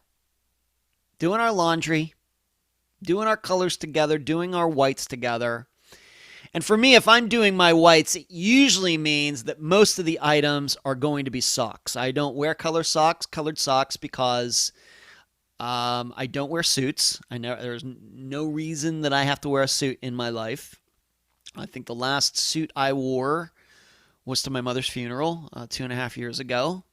I did go to my buddy's wedding. What was it, 2 years ago? I don't know if I wore a suit to that or not. But I have no reason to. I think people who wear I know I see disc golfers wearing black socks with shorts out in the disc golf course. I don't get that. But I wear long pants to all tournaments, and I know people don't get that, but I have my reasons. But athletically, I only wear, white socks. And so you're washing your whites, you got all these socks, and you get down there, and you're putting the pairs together, and you get to the end, and you have 2 socks left, and they don't match. They're both white, but that's about it. One may have some red stitching or something, lettering, and the other one has blue stitching or something like that, and they just don't match. And you're thinking, well, where the heck did the other 2 socks go? How could that be? How could I put this load of laundry in here and lose 2 socks? And it's a very good question. And I know this is going to seem hilarious, but it certainly goes to how we think about mysteries. Because I think most people automatically think, I lost 2 socks. Somewhere there are 2 socks around here that are missing. I don't know how that happened, but it happened. Whereas I think that the solution may be a totally different answer. And what I would say is, if you ever run into that situation, instead of thinking that you lost 2 socks somewhere along the way between, taking the clothes to the washer and dryer and then bringing them back, maybe you should think about the idea that you mismatched 2 other socks. And you were just very hurried, and you may go through your stack of socks. Now, for me, I go through socks quite a bit. It would not be unusual for me to maybe have 10 pairs or 12 pairs of socks. I have a ton of socks in the washer at one time. So that's 24 individual, 24 socks. And so you have 12 pairs. And maybe even more than that. And so if you run into this situation, maybe instead of going around looking for these 2 missing socks, maybe you should look at the socks that you've already paired and make sure you didn't make a mistake. So it can look like you have missing socks, but the socks aren't really missing. They're right in front of you. You just paired them wrongly. And once you find that pair that's mismatched, and then you put the blue one with the other blue one, the red one with the other red one, the stitching, and then everything works out. It just appears like you're missing 2 socks when you're really not. Now, if you have 1 sock that is missing, then it's missing. I gotta believe that you wouldn't put 3 socks together or just put 1 sock by itself as you're, going through your laundry. Then in that case, yes, 1 sock, then 1 is missing somewhere. And that's not hard to believe. It's easy for 1 sock to fall off and, go down behind the washer and dryer or under your bed or something like that. Or maybe the dog got one of them, something like that. That's very easy to understand. I would even say anything above 2, you get to 3, you get to 4, and you're like, what the heck's going on here? It's probably because you've mismatched socks. But in that, like I said, I think we can learn a lot about that when we look at disappearances, is that it may appear that something is a certain way when it's not. It looks like you're missing 2 socks, but maybe you're not. Maybe it's right in front of your face. Just something about that question. I love it. And it's very, what would the word be? Maybe counterintuitive to look at a situation and say, well, I have a couple socks missing, and then to say, well, maybe they're not missing. Maybe they're right in front of my face. I just made a mistake. So that is my answer to the question, where does the other sock go? Okay, I think we've already gone over the 3-hour mark, but like I said, we only do this once a year. So I want to make sure I answer all these questions in their entirety, because you won't hear me doing this until this time next year. Next question. I think we have about 5 left. Do you have any collaborations in the works that you haven't revealed to us yet? Any new horizon? I've already that answer the second part of that. Do you have any collaborations in the works that you haven't revealed to us yet? No. None on the horizon. If you mean collaborations, as in what John Lorden and I did together, we have not talked about working together again. I'm not saying it's not going to happen. Probably will. Just no talks with anybody else. The only collaborations that are going on right now is between me and my assistants. And that's really about it. You know that Heather Grotman was just on the program a couple months ago. Love having her on. So I guess that's kind of a collaboration because she does her own blog, totally independent of Unfound. Anthony from Crime Blogger 1983, he was on toward the end of last year with Gayla Shaper. So that was a collaboration back then. He, of course, has his totally own blogs separate from Unfound.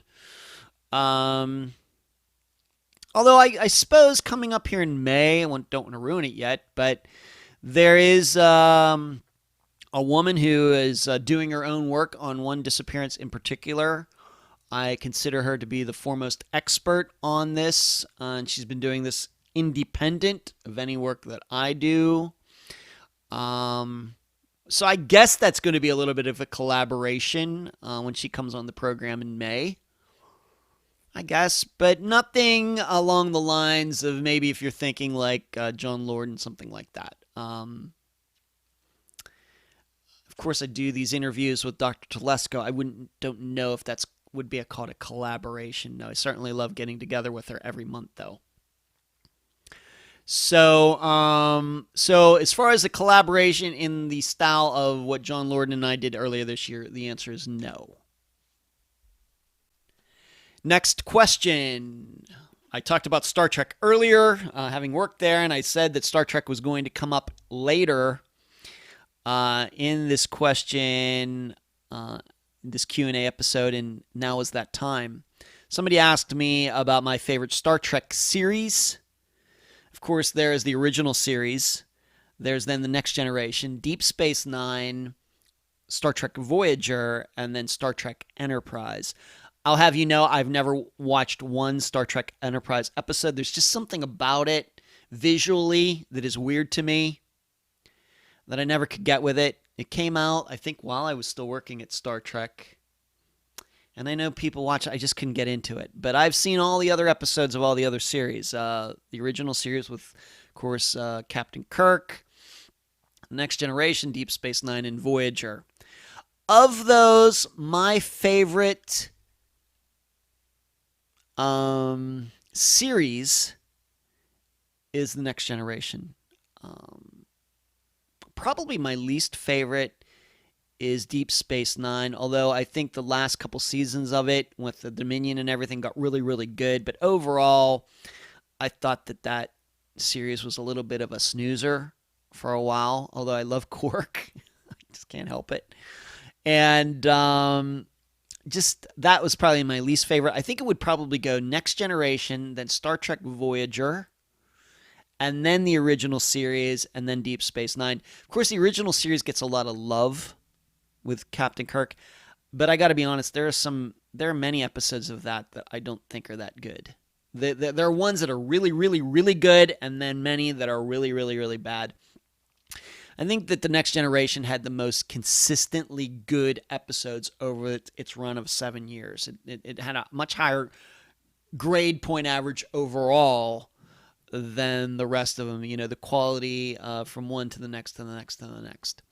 But I can even pick out my favorite episodes of both of all of these series. Of course, we can't forget the movies. My favorite movie is still The Wrath of Khan. It's so good. Captain Kirk, William Shatner and Ricardo Montalban going back and forth. It's so good. And I love that the theme of it. It's not just a sci-fi movie, but it has it was the best of times, it was the worst of times. The Tale of Two Cities is a theme. By what I've done, far, far greater thing than I've ever done, going to a far, far better place. So good. So good. That's my favorite movie. But um, as far for the series and which episode of each series was the best, for the original series from the 1960s, I would say the Doomsday Machine is my favorite. From those 3 years of Star Trek, that's the one where there's this planet killer that's flying around, and Captain Kirk and company have to figure out how to stop it. On the Next Generation, I would say that my favorite episode, and I think I'm not alone in this, I've seen where many people have rated this one of their favorites from the Next Gen series was Yesterday's Enterprise. That's when, not to ruin this, but the Enterprise, what is it, B or C? Enterprise C.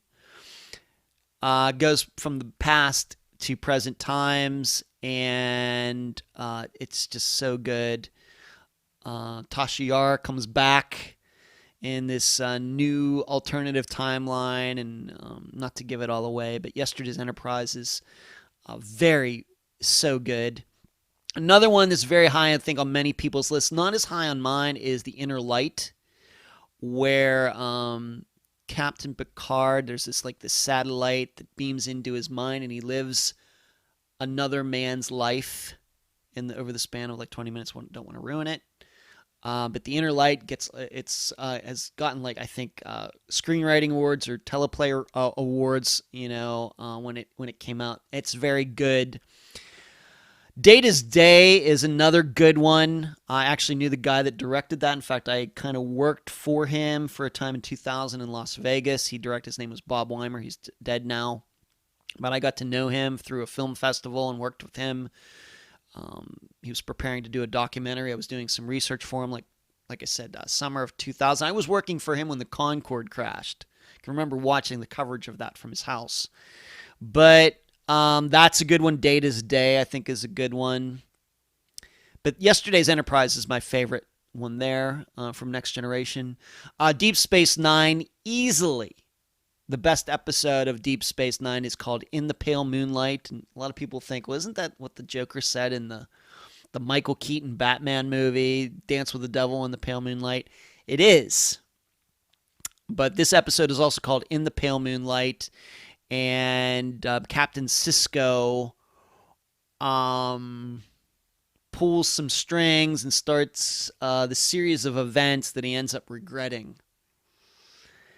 And it's so good. And it's a very un-Star Trek-like episode. But I think maybe that's what makes it so good. And Garak, played by Andrew Robinson, who, if anybody knows, played the killer in the original Dirty Harry movie. He's such a great actor. So good. He plays a prominent part in this episode In the Pale Moonlight as well. And then for Voyager, I would say it's a two-parter called Year of Hell, Parts 1 and 2. I think that was in the 4th season of Voyager. And it's noteworthy because Kurtwood Smith, who played the dad in that 70s show, that's probably what he's most known for, the dad in that 70s show. Little do people know is that he played a Klingon in one of the one of the movies with the original cast of Star Trek. I don't know how many people know that. Actually, John Larroquette from Night Court, he also played a Klingon in one of those movies as well. But Kurtwood Smith, wait, no, I know what he did. He wasn't a Klingon, maybe he was, but he was in The Undiscovered Country, the Star Trek movie The Undiscovered Country. He plays an alien, prominent part as an alien of some type. Maybe it was a Klingon in that movie.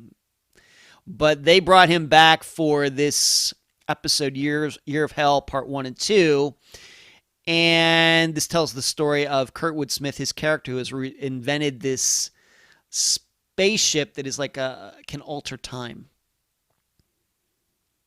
And he can make civilizations disappear, then reappear, and he's trying to get his world back to a particular way it was before he invented this machine. And it's so good. Like I said, it's a two-parter. and it is so good. And it also, in many best ofs for Star Trek X-rated, most people do agree that this is the best episode of Star Trek Voyager. But what you can take away from that is, in that episode, is that sometimes things, just can't be fixed. The more you try to control things, the more they slip from your fingers. And that's kind of the situation that Kurtwood Smith's character, what he's going through in this episode. And, of course, Captain Janeway, who I grew to respect more and more as the series went on. And I know, you just watch it because of 7 of 9, and Jerry Ryan, how sexy she was, no doubt. But I got to tell you, she's a fantastic actress. The things that she was asked to do in that from episode or season 4 on, and really, really good. I think the acting in the entire show is fantastic in Voyager. However, I couldn't stand Neelix. But Year of Hell, parts 1 and 2, I would recommend those to anybody. Really, really good. And so that's my Star Trek opinions for this episode. Next question. Kind of a funny one. Do I return the shopping cart? Absolutely. Yes, I do. Absolutely. Now, I'm not saying I will walk the cart back. And I think maybe I got asked this question. This was a few months ago because there was some meme going on about whether a person returns a shopping cart at a grocery store is a direct reflection on their character and their attitude toward life. I saw that somewhere, and that might be why this person asked me this question. But the answer is always yes. Not once have I ever just left a parking, a shopping cart like in a parking place, in the parking space. Never. Now, I'm not saying that I'll walk it the whole way back to the store and bring it back inside or something, but usually, at least the Publix that I've gone to, even then going back to Las Vegas, the Smiths or Albertsons, they usually had those little stalls or stables out in the parking lot that are resolved. Hey, bring your cart over here, just leave it here, and then somebody will come out and line them all up. We've all seen that. I at least do that. But if I've parked close enough to the store, if I got a really good parking place, I'll walk the cart right back in. I'll take my items out, put in the car, lock the car, and walk the shopping cart back in. Absolutely. Absolutely. And I have to tell you that I'm still amazed that not everybody does that. Who are these people who refuse to bring their shopping cart to even one of those stables out in the parking lot? Who are these people? Who are they? But it happens. We know it happens. And I'm sure it's just like left lane cruisers, people who cruise in the left lane. Why do these people do this? Why do they do that? I don't know. They just even though people are coming up behind them and coming up on they don't pull to the right. Are they trying to make a point? I don't know. I wish I knew. It's the same way with shopping carts. People who don't put shopping carts in the stable or bring them back into the store. I don't get it. But I certainly do always. All right, 2 more questions. As America expands, will bodies be found? Now, I think what this person was asking is the United States gets more and more people, and cities get larger, towns get larger, new developments are created. Will more bodies be found? I think the answer is an easy yes. Maybe the disappearance that first comes to mind is Janelle Matthews. Of course, she was discovered because there was they were doing digging ditches for a pipe outside Greeley, Colorado, and that's how they came across her remains. Something that probably the person whoever put her there, whether it was Steve Pank or somebody else, could never have predicted back in 1984 that a pipeline would be dug out there 35 years later. I don't think anybody could have known that. So I think the answer is yes, but I think in that question, we have to admit something, that a lot of these disappearances are solved due to luck. Something that I like that they're getting solved, whether by luck or by a step-by-step logical process, whatever it takes, but solving disappearances by luck is not a very reliable way to solve disappearances.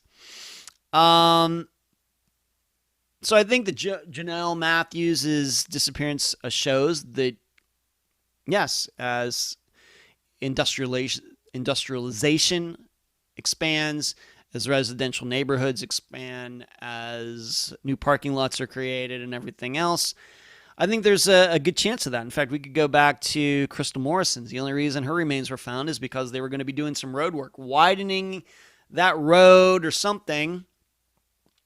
The surveyors had eminent domain. They went onto that private property and found her remains. So I think that is true. Don't know, what the percentage is going to be. But I think that's an easy yes. I just don't know that. But on the other hand, I have to believe that a lot of these missing people, if there was foul play, they might not have been put in areas that are going to be developed anytime soon. If they were put in some forest somewhere, miles and miles and miles from nowhere, then the odds of being developed are very low anytime soon. So I think it's an easy answer. As America expands, will bodies be found?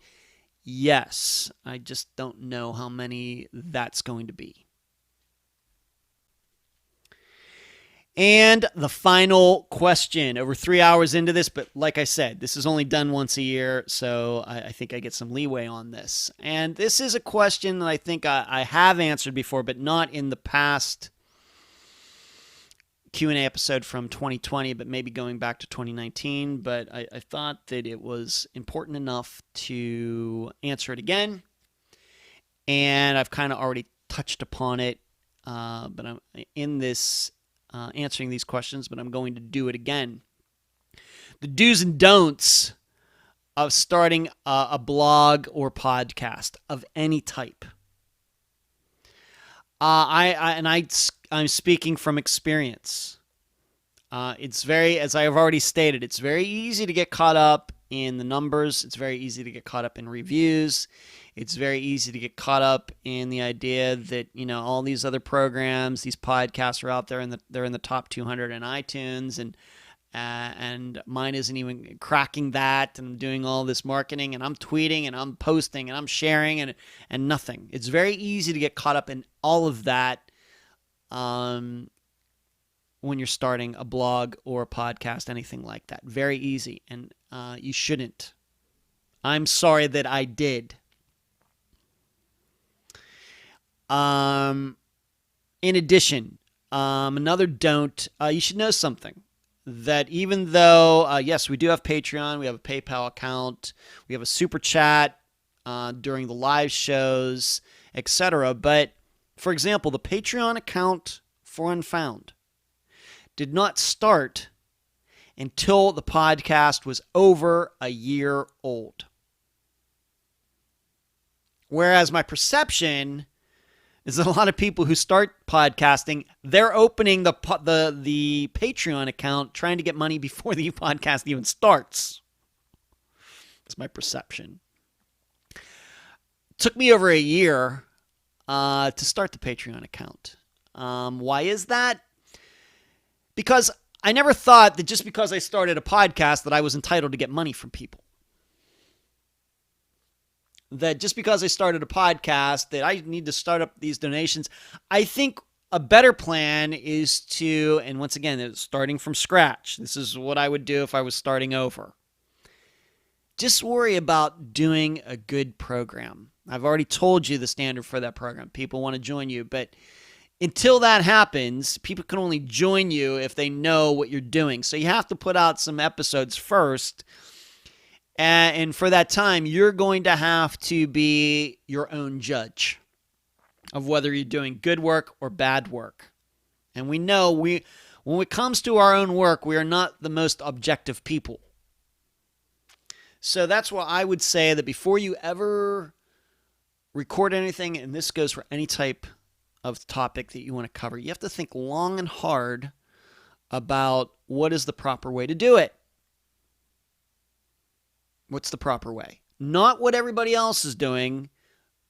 What is the proper way? Now, it may be that you listen to some other programs and they're doing it the proper way. Maybe. But you ultimately will have to judge that for yourself to start.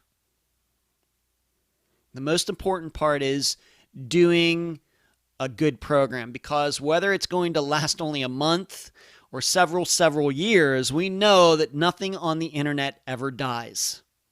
And so you're going to have to live with that from now forever. And it may be that you only do this program for a couple months and something happens, you're not doing it anymore, and you move on to other things in life. And 20 years down the road, somebody comes across that you did this podcast in 2021 and they want to talk to you about it. And the first thing is you know what your first concern is going to be? It's not going to be how many downloads you had, how many listeners you had, how many likes and shares. You know what the first thing's going to be? Man, I hope I did a good program. That's where your ego is going to go. That's where your sensibilities are going to go. And so you need to keep that in mind. It's funny how, when you become disconnected from it, when people move on to other things, whether it's podcasting or anything else, they stop worrying about the numbers, and then they're just hoping, man, I just hope that I left something behind that's good. Right? And so you should think about that when you're starting this. If 20 years down the road, I'm not doing this anymore, but these podcasts are still out there, how do I want to present myself? What are people going to think of this? Am I leaving something behind that is good? Because 20 years down the line, you're not going to care about the downloads and everything that you got or didn't get. So I think that you have to be very honest about that, and that's the kind of mentality that you have to do. In addition, what I would say is you just make your plan. Is it going to be a monthly thing, weekly thing, and don't read reviews. Don't read reviews. They're just going to tick you off. You ultimately have to be the judge of your own work. And I know, once again, speaking from experience, very early on in Unfound's existence, I got too caught up in all of that. And that was a mistake. That just does not, and I finally learned that. I had to learn that. And I would say I learned that fairly quickly with maybe the first year, that none of that stuff matters. I knew when it didn't matter when I decided, I'm going to do this program whether I get good reviews or not. And when you figure that out, then the reviews don't matter anymore.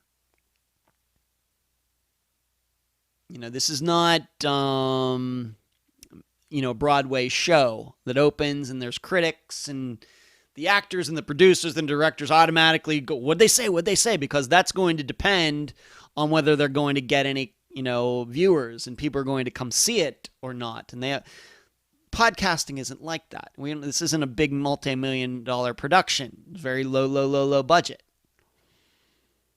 So as long as you've decided that you're going to do it no matter what reviews you get, just keep doing it. But like I said, you better do a good program or you may be leaving something behind that you're not very happy with. So that's and this goes for blogging as well. Before you start writing, you better make sure you're a decent writer and use good English and can spell and know your verb tenses and all those things. It matters. I realize with tweeting today and texting today that that a lot of people's spelling skills and English skills have gotten very bad. But trust me, writing good English still matters. And it's always going to matter. Always. So that's another thing to think about. So those are some of the do's, some of the don'ts. Do's. Think about what you're going to do before you do it. What is the best way to do it? Don't worry about the reviews. Don't look at your downloads. Don't do all those things that are associated with numbers and everything else. You do a program, be objective about it, be critical of yourself. Like I've said earlier in this program, there's some of those interviews that I know that if I were to do them today, they would be different and they would be better. Just because it was a lot of on-the-job training from me. I'm not ashamed of those interviews. Let those, anybody can listen to those interviews. They're all out there to hear. But being critical, I know some of them could be better. And I think even you can maybe hear going from 2016 to 2020, maybe a little bit of the tone of the program has changed. I'm not, early on it seems so serious, and it's a serious topic, but I have a very authoritarian voice at the beginning, and I've kind of changed that up because I didn't like that. Thought that was the wrong approach, but it's out there. And so you see these things and you change and you try to get better at it. But you got to do a good program. That's the main thing. Everything, without a good program, nothing can happen.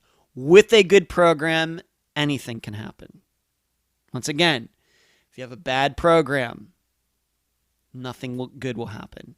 If you have a good program, then anything can happen. Anything good can happen.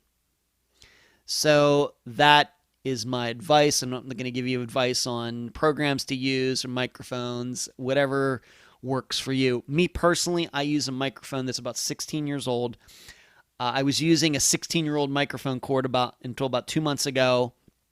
I use a MacBook. I use GarageBand, and that's how all the episodes get made.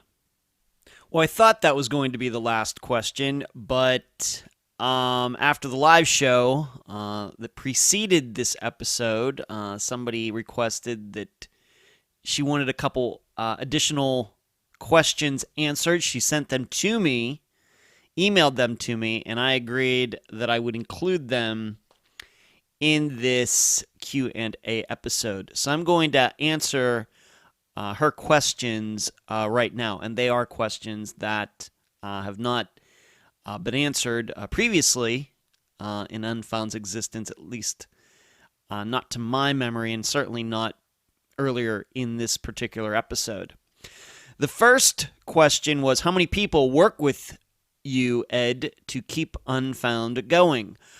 As I've stated many times, and I do try to include their names in interviews that I do, whether with Dr. Telesco or recently with my good friend April Bear on her podcast, I have primarily 6 assistants who are volunteers. And their names are in the order in which they became associated with Unfound. Their names are Emily, Cherie, Carrie, Heather, Eric, and Natasha.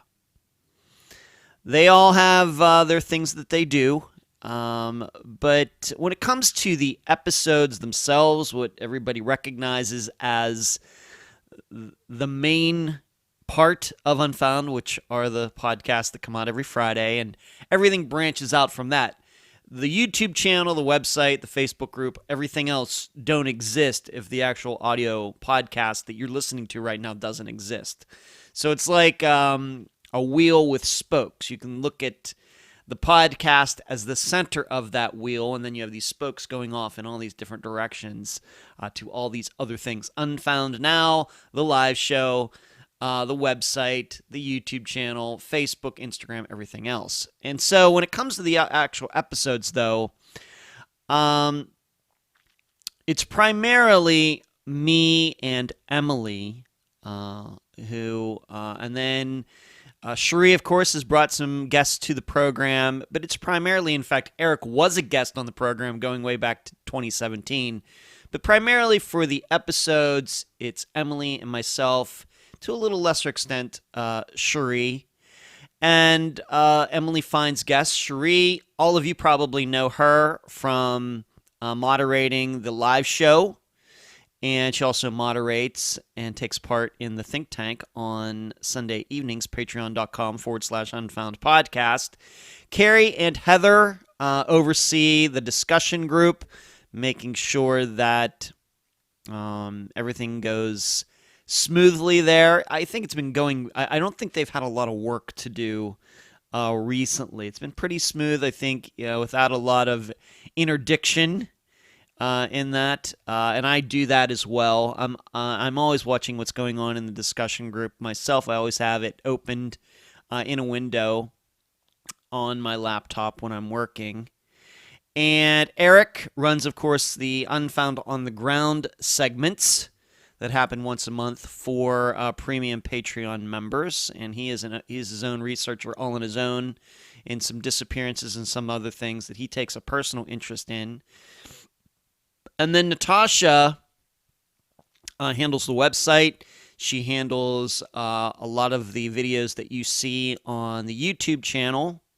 I upload the Unfound Nows myself. I handle the Unfound Lives myself, but she will then add tags to a lot of those videos. And she's also the one that takes the audio episode, puts pictures to it, and then uploads it every Friday or Saturday. So people who maybe don't have Spotify, don't have Podomatic or anything, they can just go to YouTube and listen to the episode that way. She does that. She facilitates that. And then she was also the one that the assistant who introduced me to Dr. Telesco. She had, Natasha had written Grace a letter or an email, and Dr. Telesco got back to her, and that's how that all got started.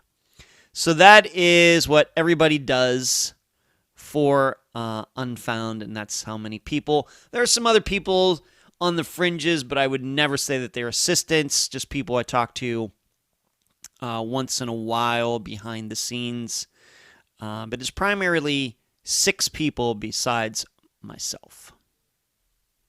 Next question this listener wanted answered is, how did you come up with an outline to interview guests? I'm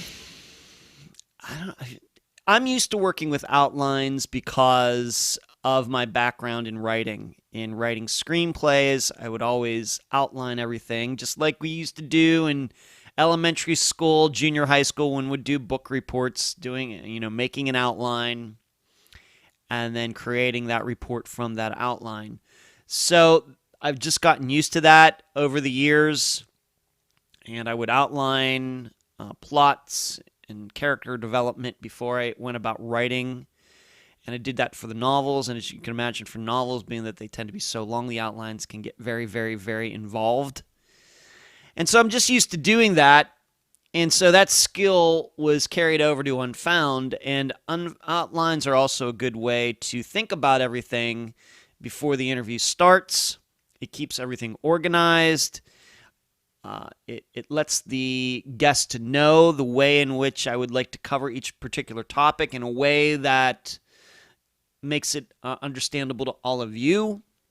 It's no use to cover Disappearance and everybody afterwards like, man, they were all over the place and we couldn't keep anything straight. That doesn't help anybody. So that's why I do it. And this is also a way that the guest beforehand can approve what we're going to discuss. And if any alterations need to be made, maybe I've forgotten something that needs to be added, maybe something needs to be taken out because it's too sensitive material for the public, gets taken out, but that rarely happens. So that's why I do it. Now, it's a lot more work than I think the way interviews are done on other programs. It's a lot more work. I stated earlier that, or at some point, that most interviews that are done are done like they are on TV. I've stated that Disappeared will interview a family member for 2 hours, only use 20 minutes. And what they do is they'll just talk to the person about everything regarding the disappearance, and then they'll watch all of it, listen to all of it, and take out the parts that they can use to turn into a 43-minute episode of Disappeared. I personally think that's horrible journalism, but I understand they have time constraints. But podcasts do that too. Other podcast hosts, not just in the true crime genre, but in all genres, do that. They don't make interview outlines. It's a lot of work, because the way I do it is I speak to the guest a couple times. I get permission to record those calls. I listen to the calls again. So if I have a 2-hour call with somebody, it'll be then an additional 2 hours that I will spend listening to that call again. And then there'll be maybe another conversation after that may be an hour, and I'll listen to that one again. And then from all of that, I will create the outline. Then I send it to them, and they look at it, and they make sure it's okay. And then we do the official interview. Whereas a lot of other places just, they talk to the guest, they get permission to record it, and that's it. And then they use the clips that they want to use to put into their episode. And so a lot of stuff that the guest says, you never hear. And I don't like doing things that way. So if I'm going to take up somebody's time, hours upon hours, then they're going to get heard in their entirety. I thank them for giving me all of the time that they do. So I'm not going to then edit their words because it's not convenient for the length of my program. Of course, I'm speaking maybe in the third person there or something. That I think that's the way other people think. Well, my program has to be this long, and so I have to take what she said out here. She can't say that. She can't say that. It's just not convenient, and I just don't have enough time, on and on and on. I think that's wrong. So that's why you get 3-hour Unfound episodes. So, but how I came up with it was, I'm just used to doing that. And I just know that that works. I know that outlines have helped me write screenplays, 100-page screenplays. I know that they've helped me write books, a trilogy that ended up being 800,000 words long. So I know they work, and so I felt it was best to use them when interviewing people. And I've done that since the first interview I ever did with Mary Lau. Her last question was, how long does it take to create an Unfound podcast from when you decide to do one to the finished result? Well, like I said, it just a lot of that time that's taken up preparing an Unfound episode are those discussions I have with the guest.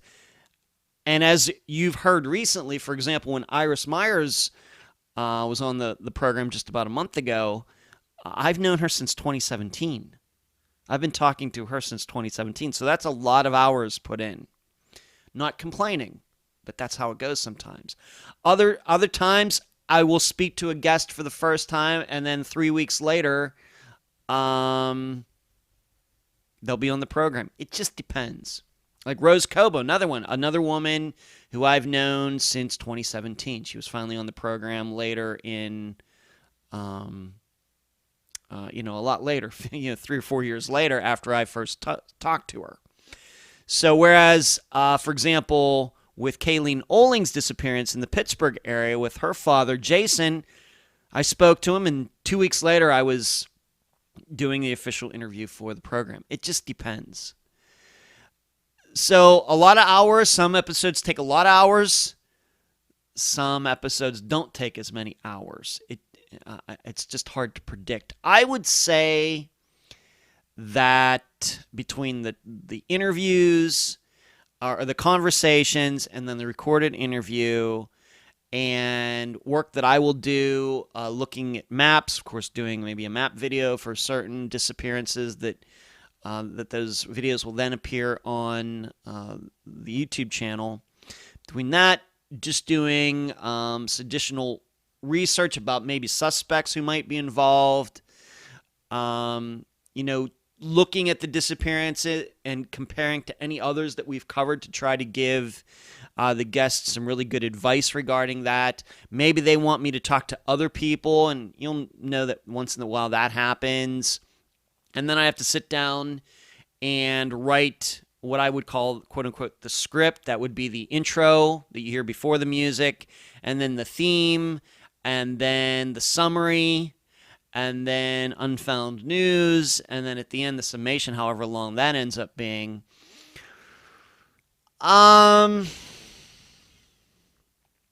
I would say that the average is probably like 15 hours to do an episode that is 2 hours long, that ends up being 2 hours long playing. Of course, if it ends up being a 3-hour episode, then it's longer. But then there are some, but I would say that's the average. Whereas when you talk about Chelsea Cobo or Rose Cobo being on the program, Iris Myers being on the program, being that I've known them for so long, those ones bring the average way up. And then an episode like Jason Collings or even Pearl Pinson's, where I talked to her father and he was on shortly after that, then those kind of bring the average down. But I would say it's probably at least 15 hours that I put into the average episode. But you also have to remember that I am working on usually like 3 episodes at one time. You know, I try not to make it like an assembly line, but it is like that in that there are episodes and conversations and interviews and preparation at various stages throughout a day, a week, and a month. So it may be that there's going to be an episode that's going to be coming out 3 weeks from now, but I haven't done an interview yet, but I'm already done a couple conversations. I'm typing out my notes as I listen to the conversation, looking into things, even though I know that the interview is probably not going to be done for a couple weeks. So, but I never like to work too far ahead, because I would never want to interview somebody on, let's say, May 1st, and the interview not come out till July. That sounds to me a little too like it is really an assembly line. Like we're just cranking out, like we're making cars or computers here or something. We're going to make a bunch of them, and just treating people like a product or something that is not, a living human being with feelings, emotions, and everything. So I don't like to do them that far in advance. However, probably the most in advance that I've ever done an interview before it's played is probably just a couple weeks. That's it. Whereas most of them are probably within a week or a week and a half. So if an episode's going to come out on May 1st, and I don't even think that's a Friday, not at least this year.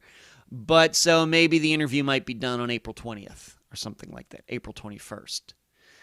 I like that kind of distance. I really don't like to cut it too close, obviously, because I have been stood up before, and that ticks me off.